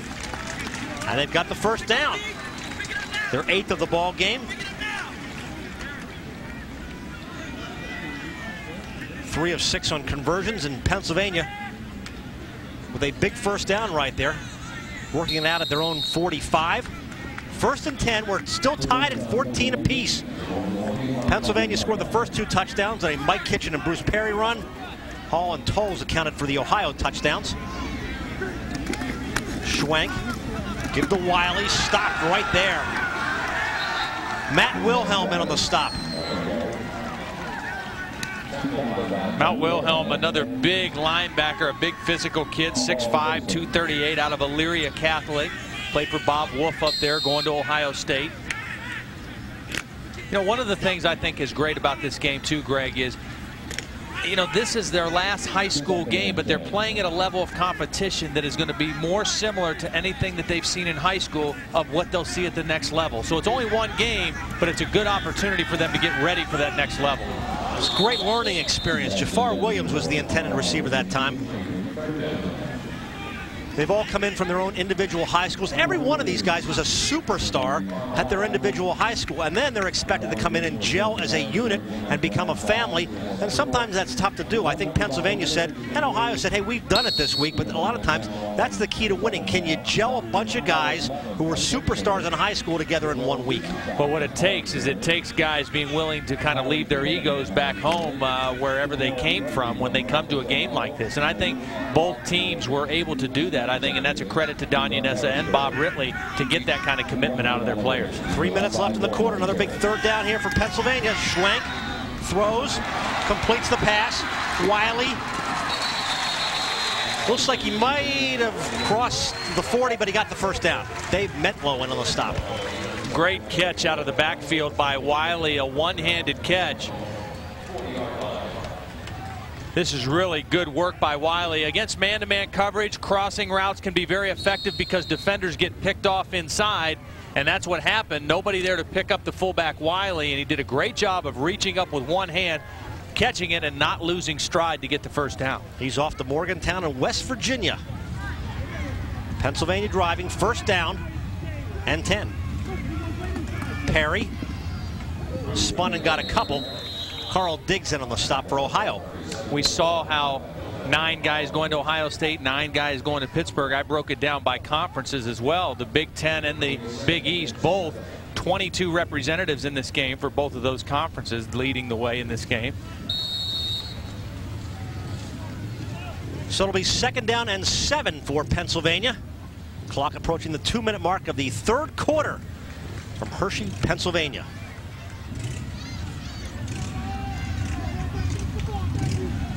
Chad Schwenk, the quarterback.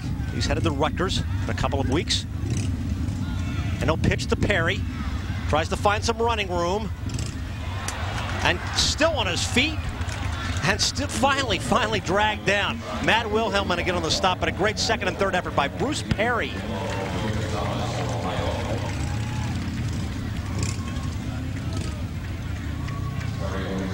Short of that first down, though. Bruce Perry, not a very big guy, 5'10", 187, but showing some pretty good upper body strength as he's able to shake off some of these arm tackles. And like you want backs to do, if they're not going to wrap up, keep churning your legs, keep twisting and turning, and get as much as you can going forward. Nice job of running tough by Bruce Perry. Third down and 2 for Pennsylvania. From the Ohio 32. Schwenk. It's like a busted play. Yeah. Yeah, we've seen that twice now by Pennsylvania. Both times Rutherford and Schwenk did the right thing, which is, you know, don't make a bad play worse. Try to just turn up field and get as much as you can. Try to make something positive happen. Rutherford coming into the ball game here on this fourth down play in place of Schwenk. We may see an option or a sprint out that gives Rutherford the run pass option here. So here's a situation for a quarterback who can do it all. I think it's going to be an option here. 4th and 3. Rutherford in trouble. Philip Smith made the stop. You know, you may watch that play and say, boy, what was 79 Ben Carver doing? How come he didn't block that guy? But really, that play is as much the responsibility of the quarterback, Rutherford. As he sees that defensive lineman getting upfield, he's got to get his eyes around and be ready to cut back inside that block by Carver.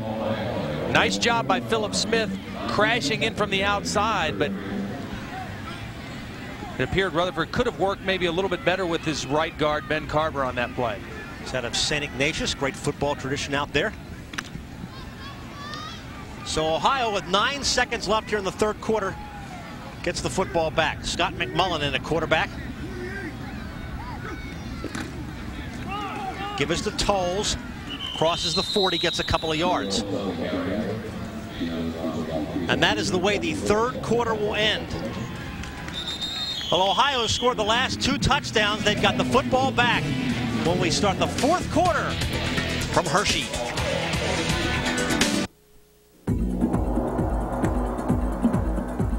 I'm Samuel Baycoot. As a Peace Corps volunteer in Ghana, West Africa, I helped businesses start and grow. And here at home, I help my community grow. My Peace Corps experience has challenged me to find solutions and get results, and that's what business is all about.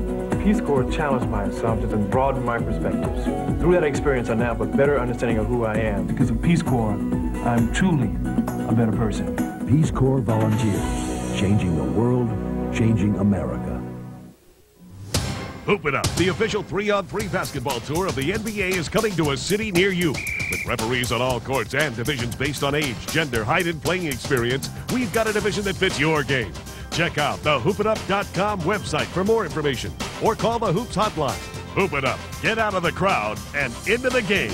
Hoop It Up comes to a new location, Randall Park Mall, August 7th and 8th. Stop by your area Foot Locker or call 888-997-PLAY for more information.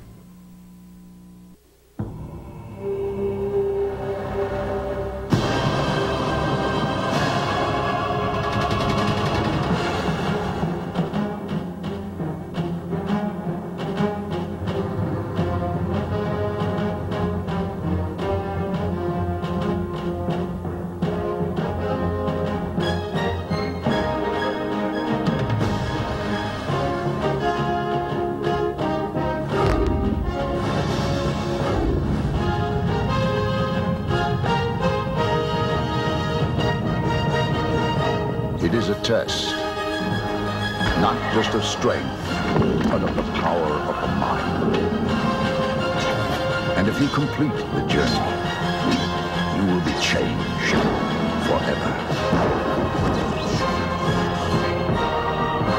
The few, the proud, the Marines.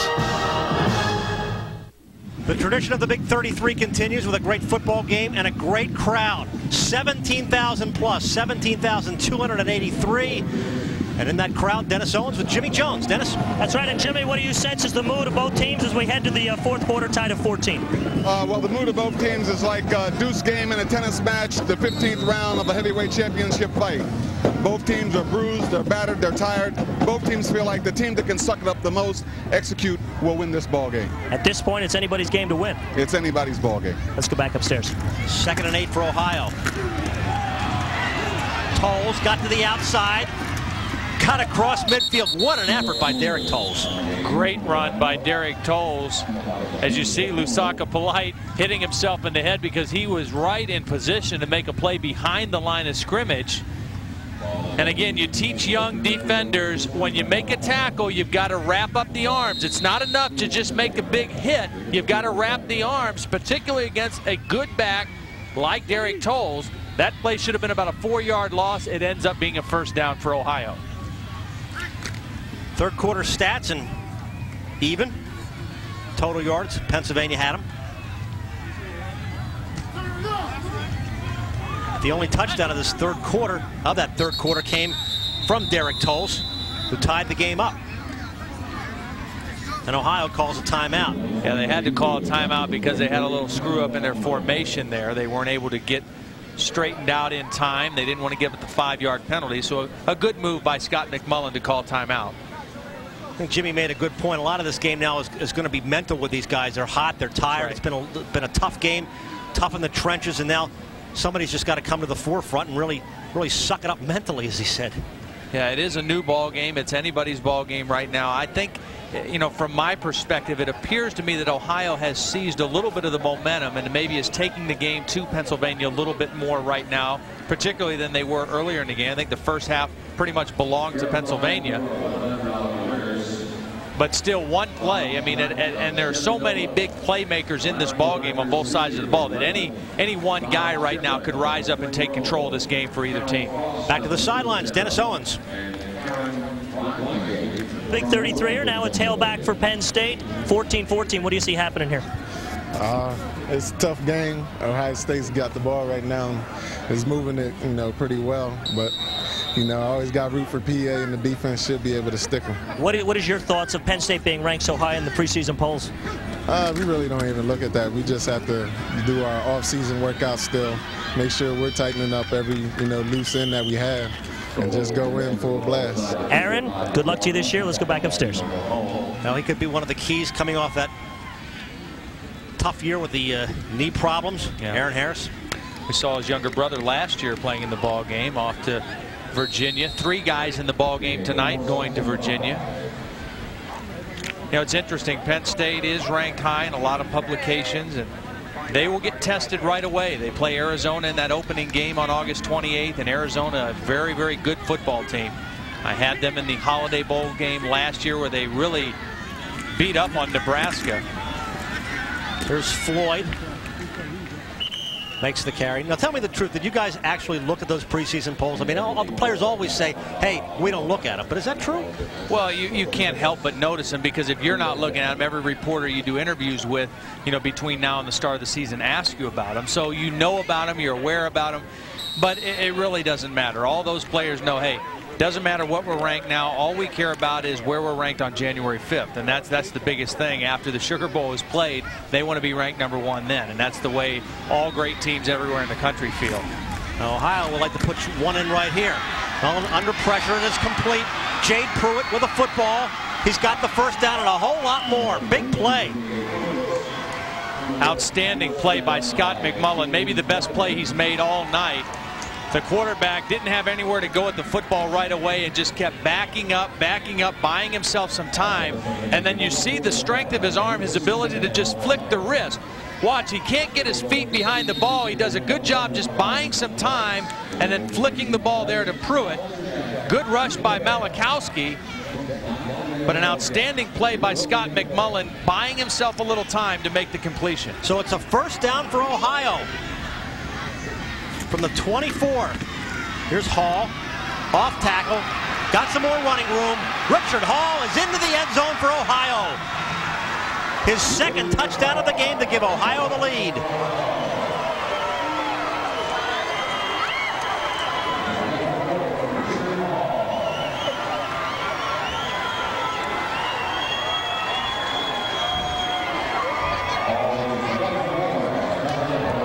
We've really seen some nice runs tonight on both teams. Richard Hall gets the good block by the fullback Stead. Another good block coming downfield.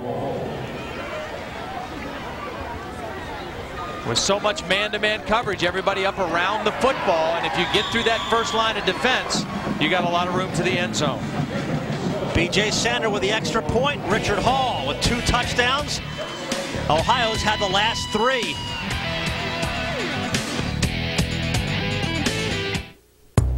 I like that thing. It's great for checking email. I've got to get to Chicago. We're going to L.A. American Airlines, this is Shannon. It's funny. You never know where a call is coming from. Just found out I'm a grandfather. Oh, congratulations. She just had a baby. Or who it's coming from. I've arranged for an agent to get you to the next... You kind of have to be ready for anything. How are they doing? They're both doing fine, thanks. Thank you, Mr. Reed, for calling American Airlines. That's what I like about this job. Congratulations. July is jumping at Toyota, and it's got people jumping just like the old days. Jumping into Toyota Camrys, because now you can buy any Camry sedan from stock and get $500 cash back from Toyota. Or save even more with 4.9% financing. Or take a low payment lease, just $219 a month for a Camry equipped with air, automatic, and a lot more. So better jump on it now. The deals are hot, 'cause now Toyota's jumping. Ever think what's a giggle taste like? I think it would be sweet, sweet, sweet, or really smooth, like Jell-O snacks, strawberry, chocolate, or cheesecake maybe, because there's all different kinds of giggles, you know. I think there's a Jell-O snack for every kind. Also, I think after you gobble them up, well, that's where belly laughs come from. Jell-O snacks. Smile more. Jell-O introduces new pudding sundaes. It's enough to make cherries go wild. All right, I want to pay off all my bills. I want to throw a big party to celebrate.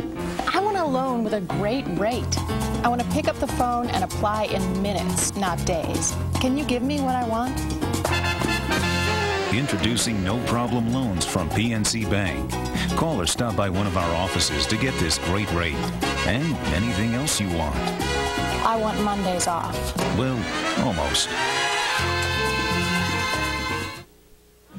Take another look at the touchdown that put Ohio up on top. The good lead block by the fullback Stead. The lineman blocking downfield, and again, everybody bunched up around the football. A nice move downfield by Richard Hall for the touchdown. And Ohio just creeps in front on the scoreboard. They're also in front now in total yards, trying to take control of this football game. And Richard Hall is with Dennis Owens. Dennis? Richard Hall, the hero who's just scored his second touchdown and gives Ohio the lead. Tell us about the play. Well, you know, the line made it real easy. They opened it up real wide. Fullback blocked the linebacker, and it was just all up to me, you know, just do what I usually do and just beat the defenders to the end zone. Do you sense that their defense is wearing down? Yeah, I think they're tired now. You know, they came out real high. Everything, you know, all week long they've been talking about what they're going to do. And, you know, they still got 9 minutes to show us that they can do it still, but I think we got them now and they're tired. We shall see. Back upstairs. Brian Scott on the return. Don Yanessa electing now with 9 minutes left to go with Matt Schaub at quarterback. Probably the best pure thrower of his 3 quarterbacks on the roster. 6'6", 220 going to the University of Virginia. And this is a great opportunity for him. I mean, as a quarterback, you relish opportunities like this. Your team is down by a touchdown. You're in the 4th quarter. You have a chance to try to get your team to win. Pass is knocked down. Jafar Williams slipped. And then Jesse Smith got his hands on the ball. Yeah, Jafar Williams is hurting a little bit. I don't know if he's cramping up or what. I think I noticed at the last series he slipped and fell and did a nice job actually of getting back up off the ground and knocking that ball down. Otherwise, Jesse Smith might have intercepted that and taken it to the end zone. 2nd and 10 for Pennsylvania. They led 14-0. They now trail 21-14. 9:10 left, 4th quarter. Shot back to throw. Flips it up in the air for Kitchen. Still on his feet. Crosses the 25 before Fred Puckett stopped him. A lot of times you think that a screen pass is not a good play against man-to-man. It's better against zone defense where you get people dropping out of there. But if you can pick off the one guy who's responsible for covering that back man-to-man, a screen pass can be effective. That time it was good on 2nd down. That's what Ohio would like to keep. It is the Governor's Cup. They've had it in their possession for a full year. They like to take it back across the border to Ohio again. 3rd down and 3 for Pennsylvania. Kitchen. Short of the 1st down. Alex Glances made the stop. Tough decision right here for Don Yanessa. 4th down. Plenty of time left. 8:13. Well, it looks like Blomeyer's going in, so it looks like they have decided not to risk it. They're going to punt it away and hope the defense can stop Ohio and get the ball back. Blomeyer needs to get a good kick here, too, because Ohio with a pretty good advantage in field position here in the 2nd half and stands to get good field position here on this kick. Taylor and Evans will be deep for Ohio. And Pennsylvania likes to take a timeout. Well, Ohio will get the ball back and a chance to open up a 2-touchdown lead. The Pennsylvania defense has to rise to the occasion. It's the Big 33 Football Classic.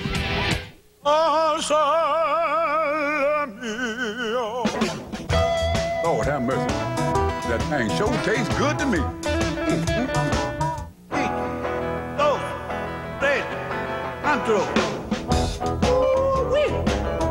Hand me that piece of that boy and hide of yours.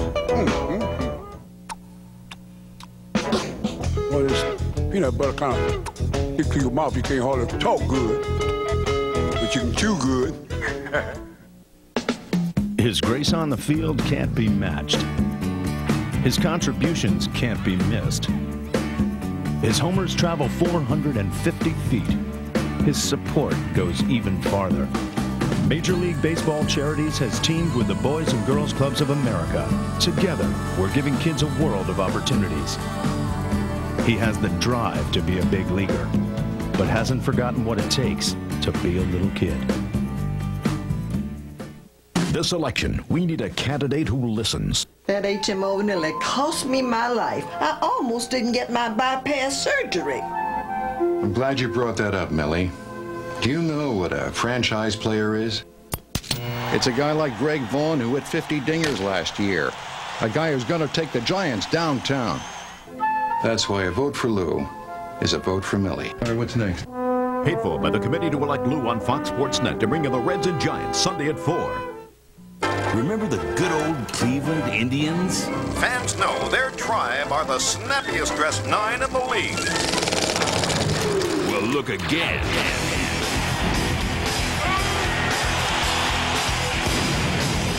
These ain't your father's Indians. Revved up, high octane, ready to roll. Your tribe, your channel. Indians baseball on Fox Sports Net. Pennsylvania has elected to go for it on 4th down. When we left you, they were going to punt it away, and now Don Yaness is going to say, hey, let's take the risk here. Well, they called the timeout, and during that timeout, he had a little change of heart. I think he realized that Ohio was going to get good field position and maybe would pin Pennsylvania back deep and make him have to go further for the tying touchdown. Figures if we can't make 4th and 1, we don't deserve to have a chance to win the game anyway. Now Don Yaness is down 21-14. Ohio has the lead. And this is certainly the biggest 4th down conversion of the game for Pennsylvania. Schaub the quarterback. Kitchens in the backfield. There's that cheater set again. Power formation. Yeah, Mike Kitchen got it. Turned out to be a good move. 1st down for Pennsylvania.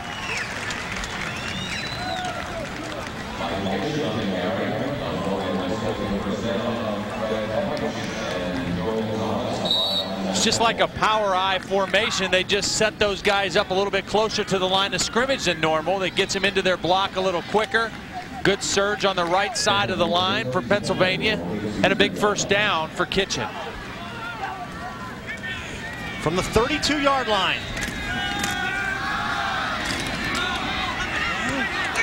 Intercepted. Thomas Stevens has picked it off for Ohio.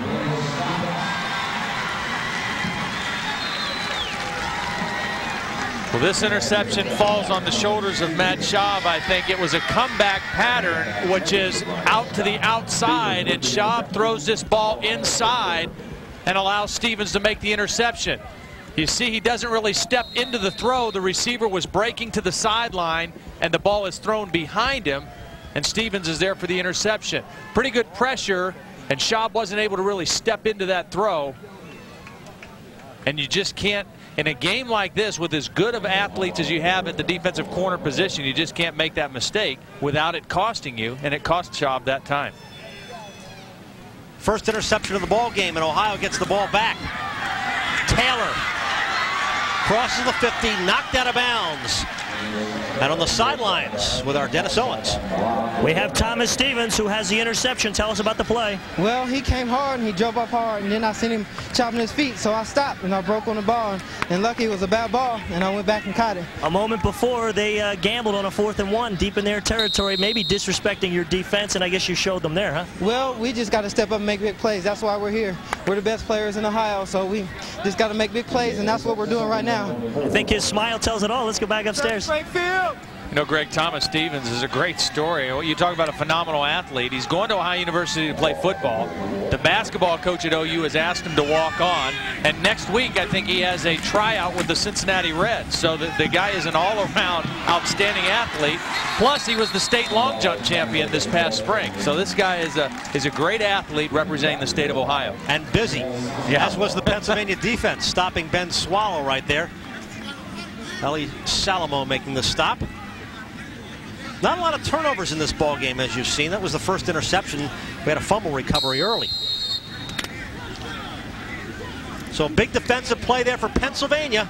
That Third really and was. 12. Yeah, it really was a big play because it knocks them out of field goal range. It puts a 3rd down and long situation. If they play solid defense here, they're going to get the football back with enough time to move down the field. A real big play by Salomon. 6:23 left, fourth quarter. Swallow. With time, it's incomplete.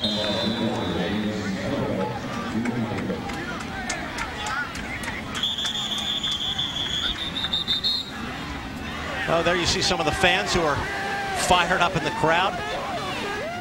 Rob Butler was down, like he was shaken up, but he's okay, got up. Rob Butler has really been impressive to me tonight at the cornerback position. Has made some really nice plays on the ball. Again, Don Yanessa said he and Ferguson have been the inspirational leaders this week. Great leaders by their enthusiasm. Both of them headed to the University of Pittsburgh.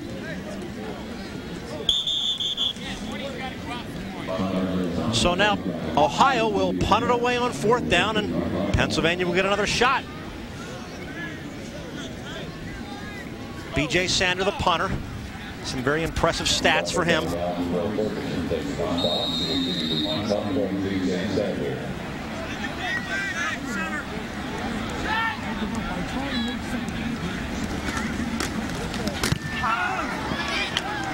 Great high end over end kick. Art Thomas calls for the fair catch. Pennsylvania's got a long way to go with 6:07 left. You know how some guys, when they kick the football, it just looks like the ball just kind of explodes off their foot. That's the way B.J. Sander is, as both a punter and a kicker. And he's a big guy. You know, he's not your normal small kicker. He's a big athletic guy at 6'3", 210 pounds. Out of Roger Bacon High School, heading to Ohio State. And he's impressive. He has a very impressive leg. Holds the state record in Ohio with a 60-yard field goal and averages more than 43 yards a punt. So here comes Pennsylvania. Back on their own 12 with just over 6 minutes left. They want to tie it up. Ron Rutherford is the quarterback. Keeping, pitching, Perry.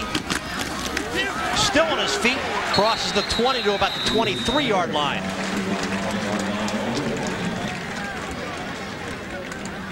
Gary Tisdale making the stop for Ohio. We've seen Bruce Perry do this a couple times. You don't expect him to be that strong running with the football because he only weighs 185 pounds. But if you don't wrap up a good runner, and he's taught and conditioned to keep his legs moving and his body leaning forward, he's going to keep breaking tackles and making yards, and that's exactly what Bruce Perry did. 2nd and 1. Perry again. First down, Pennsylvania. Paul Nixon making the stop for Ohio.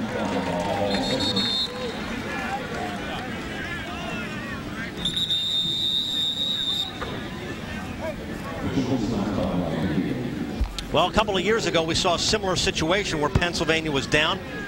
Came back, Dan Ellis led them into the end zone for a touchdown. Had some great finishes here in Hershey. If we are tied, we'll go to overtime. Paul Nixon is down, being attended to by the Ohio trainers.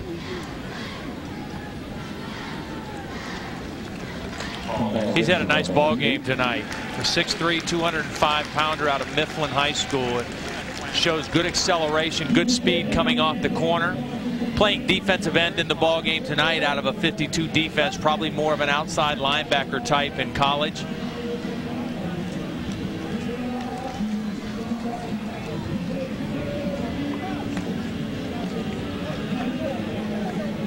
So Pennsylvania will have a first down and 10. 27, and look at the crowd of more than 17,000. They've all hung in here. It's a great football area, central Pennsylvania. They hold the state high school football championships here in Hershey and always draw great crowds for all 4 of the classes. Wouldn't be surprised to see Pennsylvania go back to some kind of a crossing route here. Again, the man-to-man defense, try to get somebody picked off on the inside and hit somebody in stride.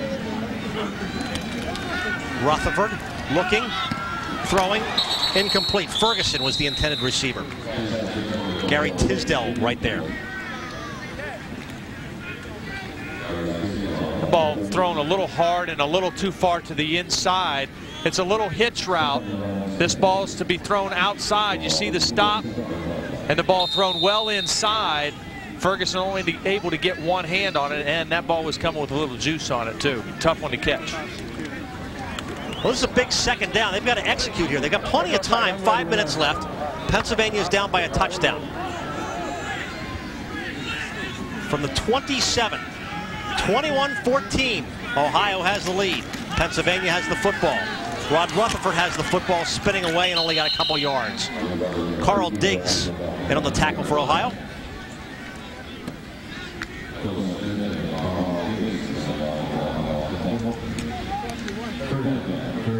Well, Don Yanessa calling the play, and needless to say, there's another big third down and execution the key here, and you figure they're going to go for it again if they don't get all 7 yards.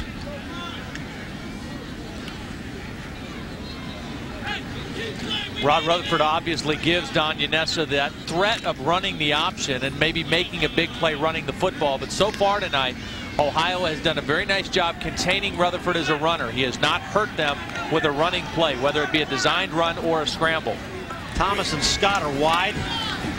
Rutherford is scrambling again, now looking for the sideline. Nice move across the 35 to about the 36, maybe just short of the first down. Knocked out of bounds by Pat O'Neill. Well, that was one of the better scrambles we've seen on the evening for Rod Rutherford. Well, you see the speed and the athleticism of Rutherford getting to the outside, but you also see the athleticism of Pat O'Neill, 6'4", 230 pounds, out of Walsh Jesuit High School.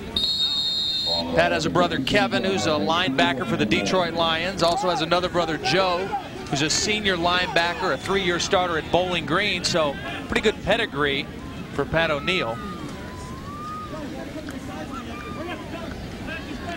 Pennsylvania 1 of 2 on 4th down conversions. This is their biggest one. We won't say this is the ball game, but certainly one of the biggest plays of the ball game. Perry. Did he get it? Hopefully he went forward once and then got knocked back. Well, they gave him a pretty good spot here, and they did get him the first down. Under 4 minutes left, and Pennsylvania will hang on to the football. Pennsylvania's not trying to fool anybody with this formation. They're loading everybody over to one side and then running power football right to that side behind those 2 extra blockers. And again, the good strong run on the inside by Perry. Well, we're in for another great finish, much like 2 years ago. Ohio with a 7-point lead. 3.5 minutes left. Rutherford flipping it out to Perry. Got to make something of it, but he loses about 5 or 6 yards. Philip Smith right there to bring him down. Well, the play was made by Matt Wilhelm, the linebacker. Got in there on the option, defending the quarterback. Rutherford forced the quick pitch. Watch to the left of your screen as Rutherford comes down the line. He's kind of surprised by Wilhelm, and he makes the bad pitch. Perry does a nice job of at least recovering the football. But Matt Wilhelm with the big quick play there coming from the outside to force the bad pitch. Clock rolling, under 3 left.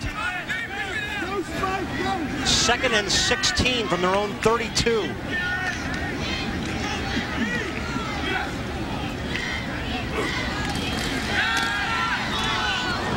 Nobody was there.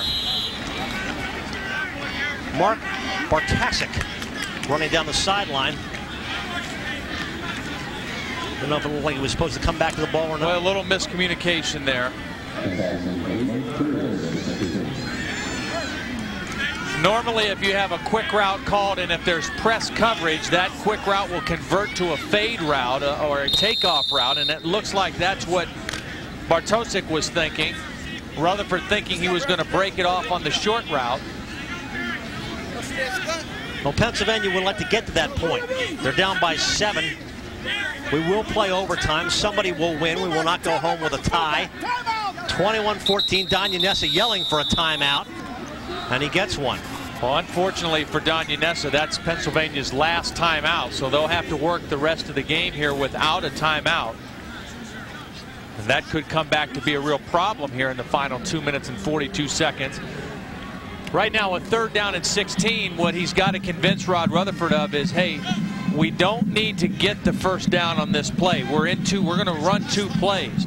You don't have to get it all 16 yards on this play, but let's try to get at least 10. So if we have to go for it on 4th down, we don't have to go 4th and 16. Don Yanessa, 203 wins. He's taken home 4 WPIAL titles, 25 winning seasons, and 27 years as a head coach.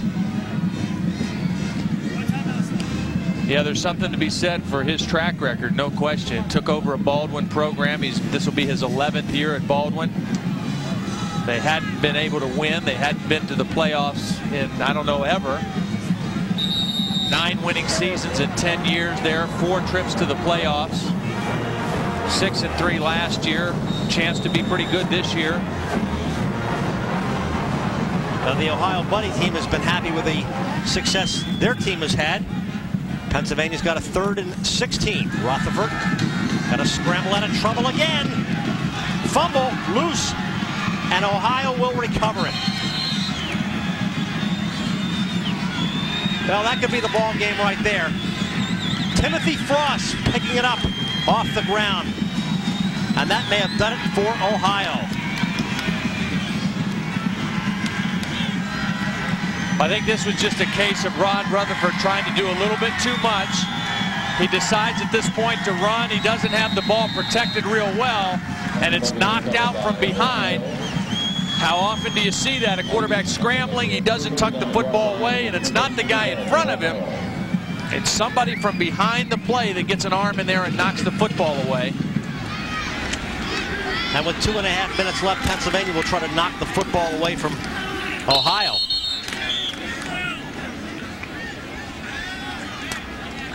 Clock continues to roll, and as you said, Pennsylvania doesn't have any timeouts left.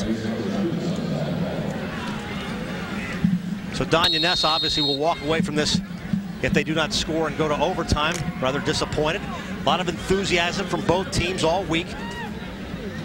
But Ohio has just looked so very strong these last few years in this series.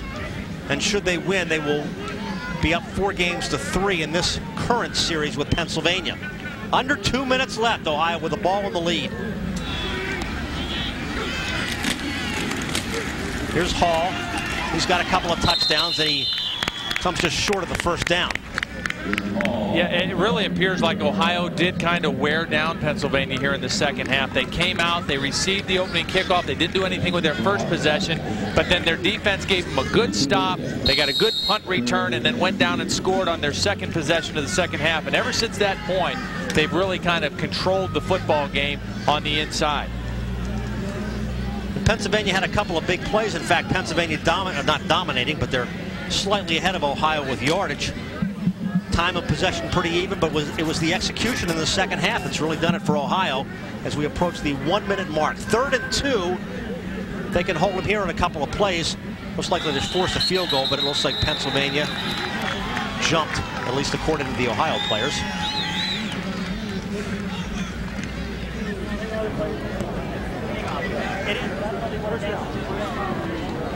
Dead ball foul, encroachment on the defense, 1st down. Well, that did it right there with a minute left. Big win for Bob Ridley out of Perry High School. You know, these coaches, it's quite an honor for them to get selected to be the head coach in this football game. Bob Ridley has really just kind of taken in the whole atmosphere this week, very appreciative of the opportunity to coach in this ball game.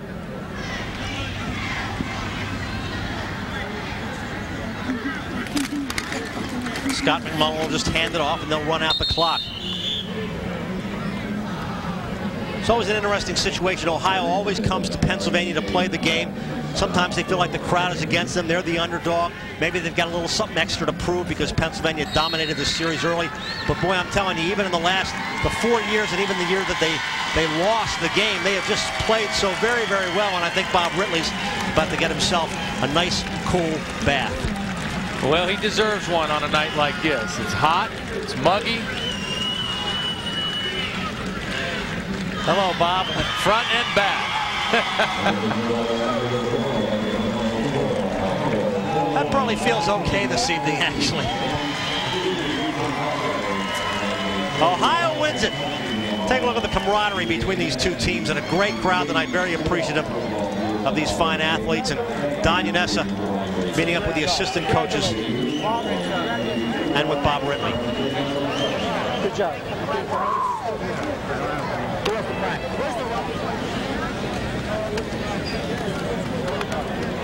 Well, these young men will walk away with this. Even though the Pennsylvania players lost, you'll look back on this years from now and say, hey, we were in the Big 33 game, gave it our best shot, everybody played well. This is a great thing right here. I mean, this entire event, I think, is a great event. Mickey Minnick and his staff do a wonderful job.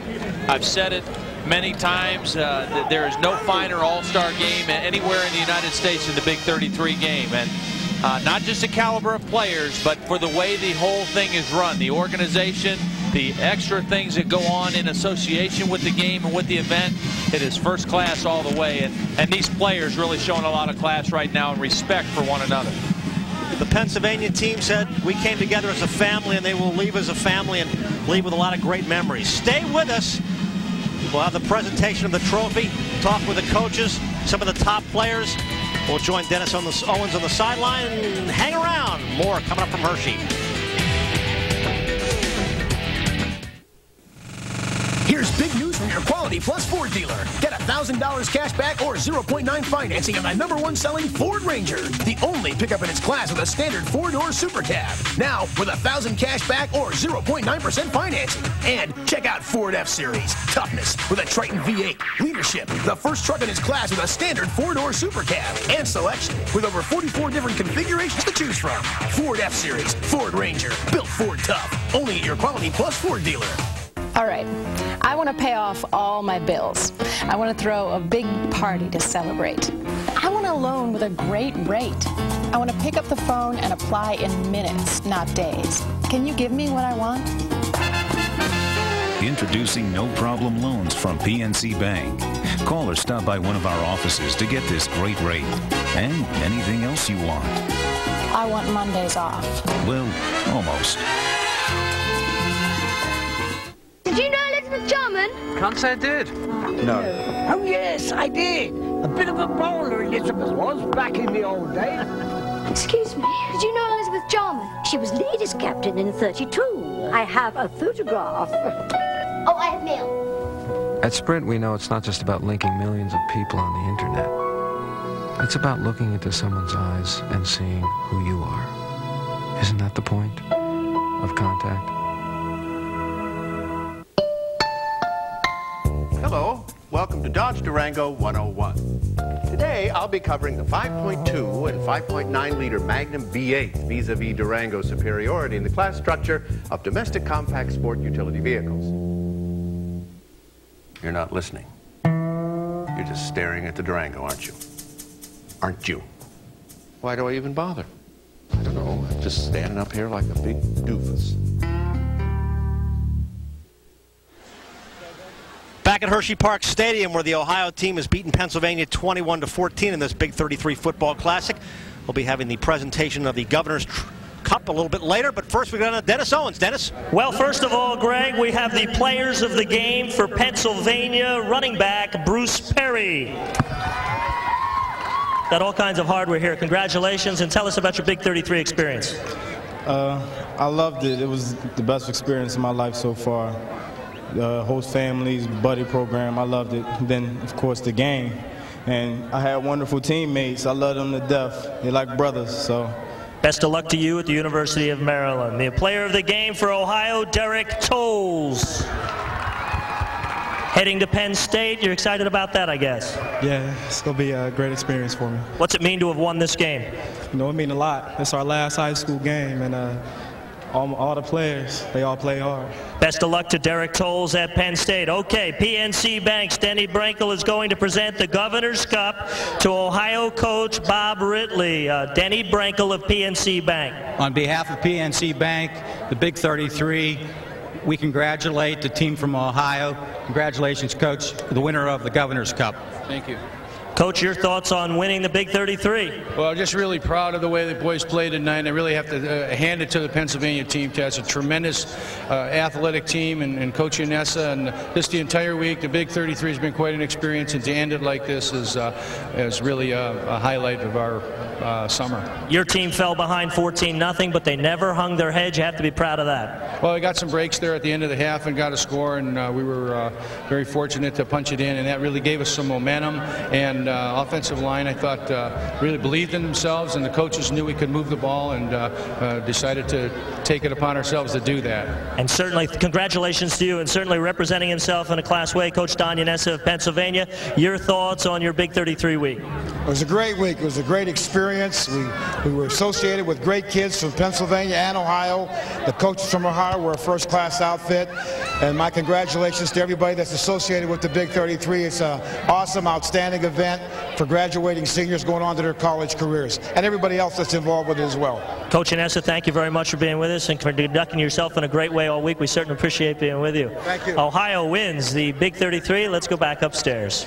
Dennis, we may go back to you for some more player interviews here a little bit later. Derek Tolles had 8 carries for 70 yards, and he's a fine young man, does a lot of great work off the field as well, and as the player of the game, headed to Penn State, and well, it was really execution down the stretch, Todd, that really did it for Ohio.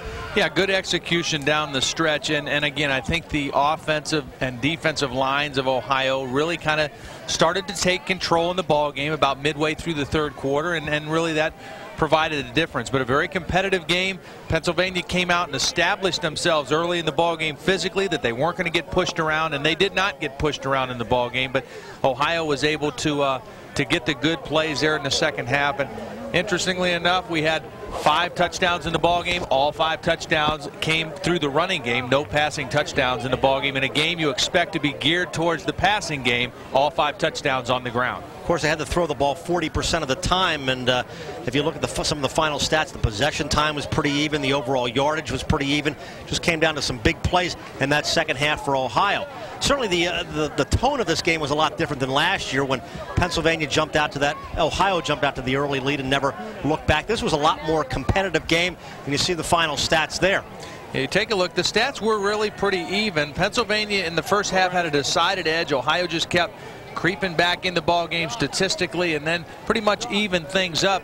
The one stat that's not on there that really, I guess, was one of the bigger differences in the game in a couple instances. Pennsylvania 6 penalties for 51 yards in the game. Ohio only 2 penalties for 14 yards. A couple of those penalties came in one of the touchdown drives that in the first half for Ohio, and so but all in all, a very well-played ball game, a close ball game, and a very physical ball game as well. And with one of the winning quarterbacks, Dennis Owens. Dennis? That's right. We have Ben Swallow with us. What does it mean to you to win the Big 33? You know, it means a lot. It's great to come out and play this game for our buddies and our whole entire state of Ohio. It's great to be able to just win the game as a whole, as your last high school game, going out on a win. You fall behind 14-0, and yet your team rallied back. Tell us what was going on there. We just kept telling everybody to keep their heads up. There's a lot of great athletes out here, and they know what they're capable of. So, I don't think being behind was ever going through their minds. I think we're always ahead, Much was made of what this week was going to be like for you coming to the Big 33. Just your thoughts on the week you've had. I think the Big 33 is probably one of the greatest experiences of my life.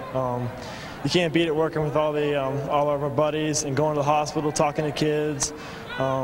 Meeting all these great players over here. I'll be watching them on TV someday and telling my kids about them. Of course, going out with a victory doesn't hurt either. No, it doesn't. It's great. Congratulations to you. Best of luck to you at Geneva College. Let's go back upstairs. All right, Dennis, thank you. There's more players in just a moment. Well, a lot of the players have gathered around with their host families and their buddies and getting offered congratulations. I know they will all sleep well tonight. We're back with more from Hersheypark Stadium.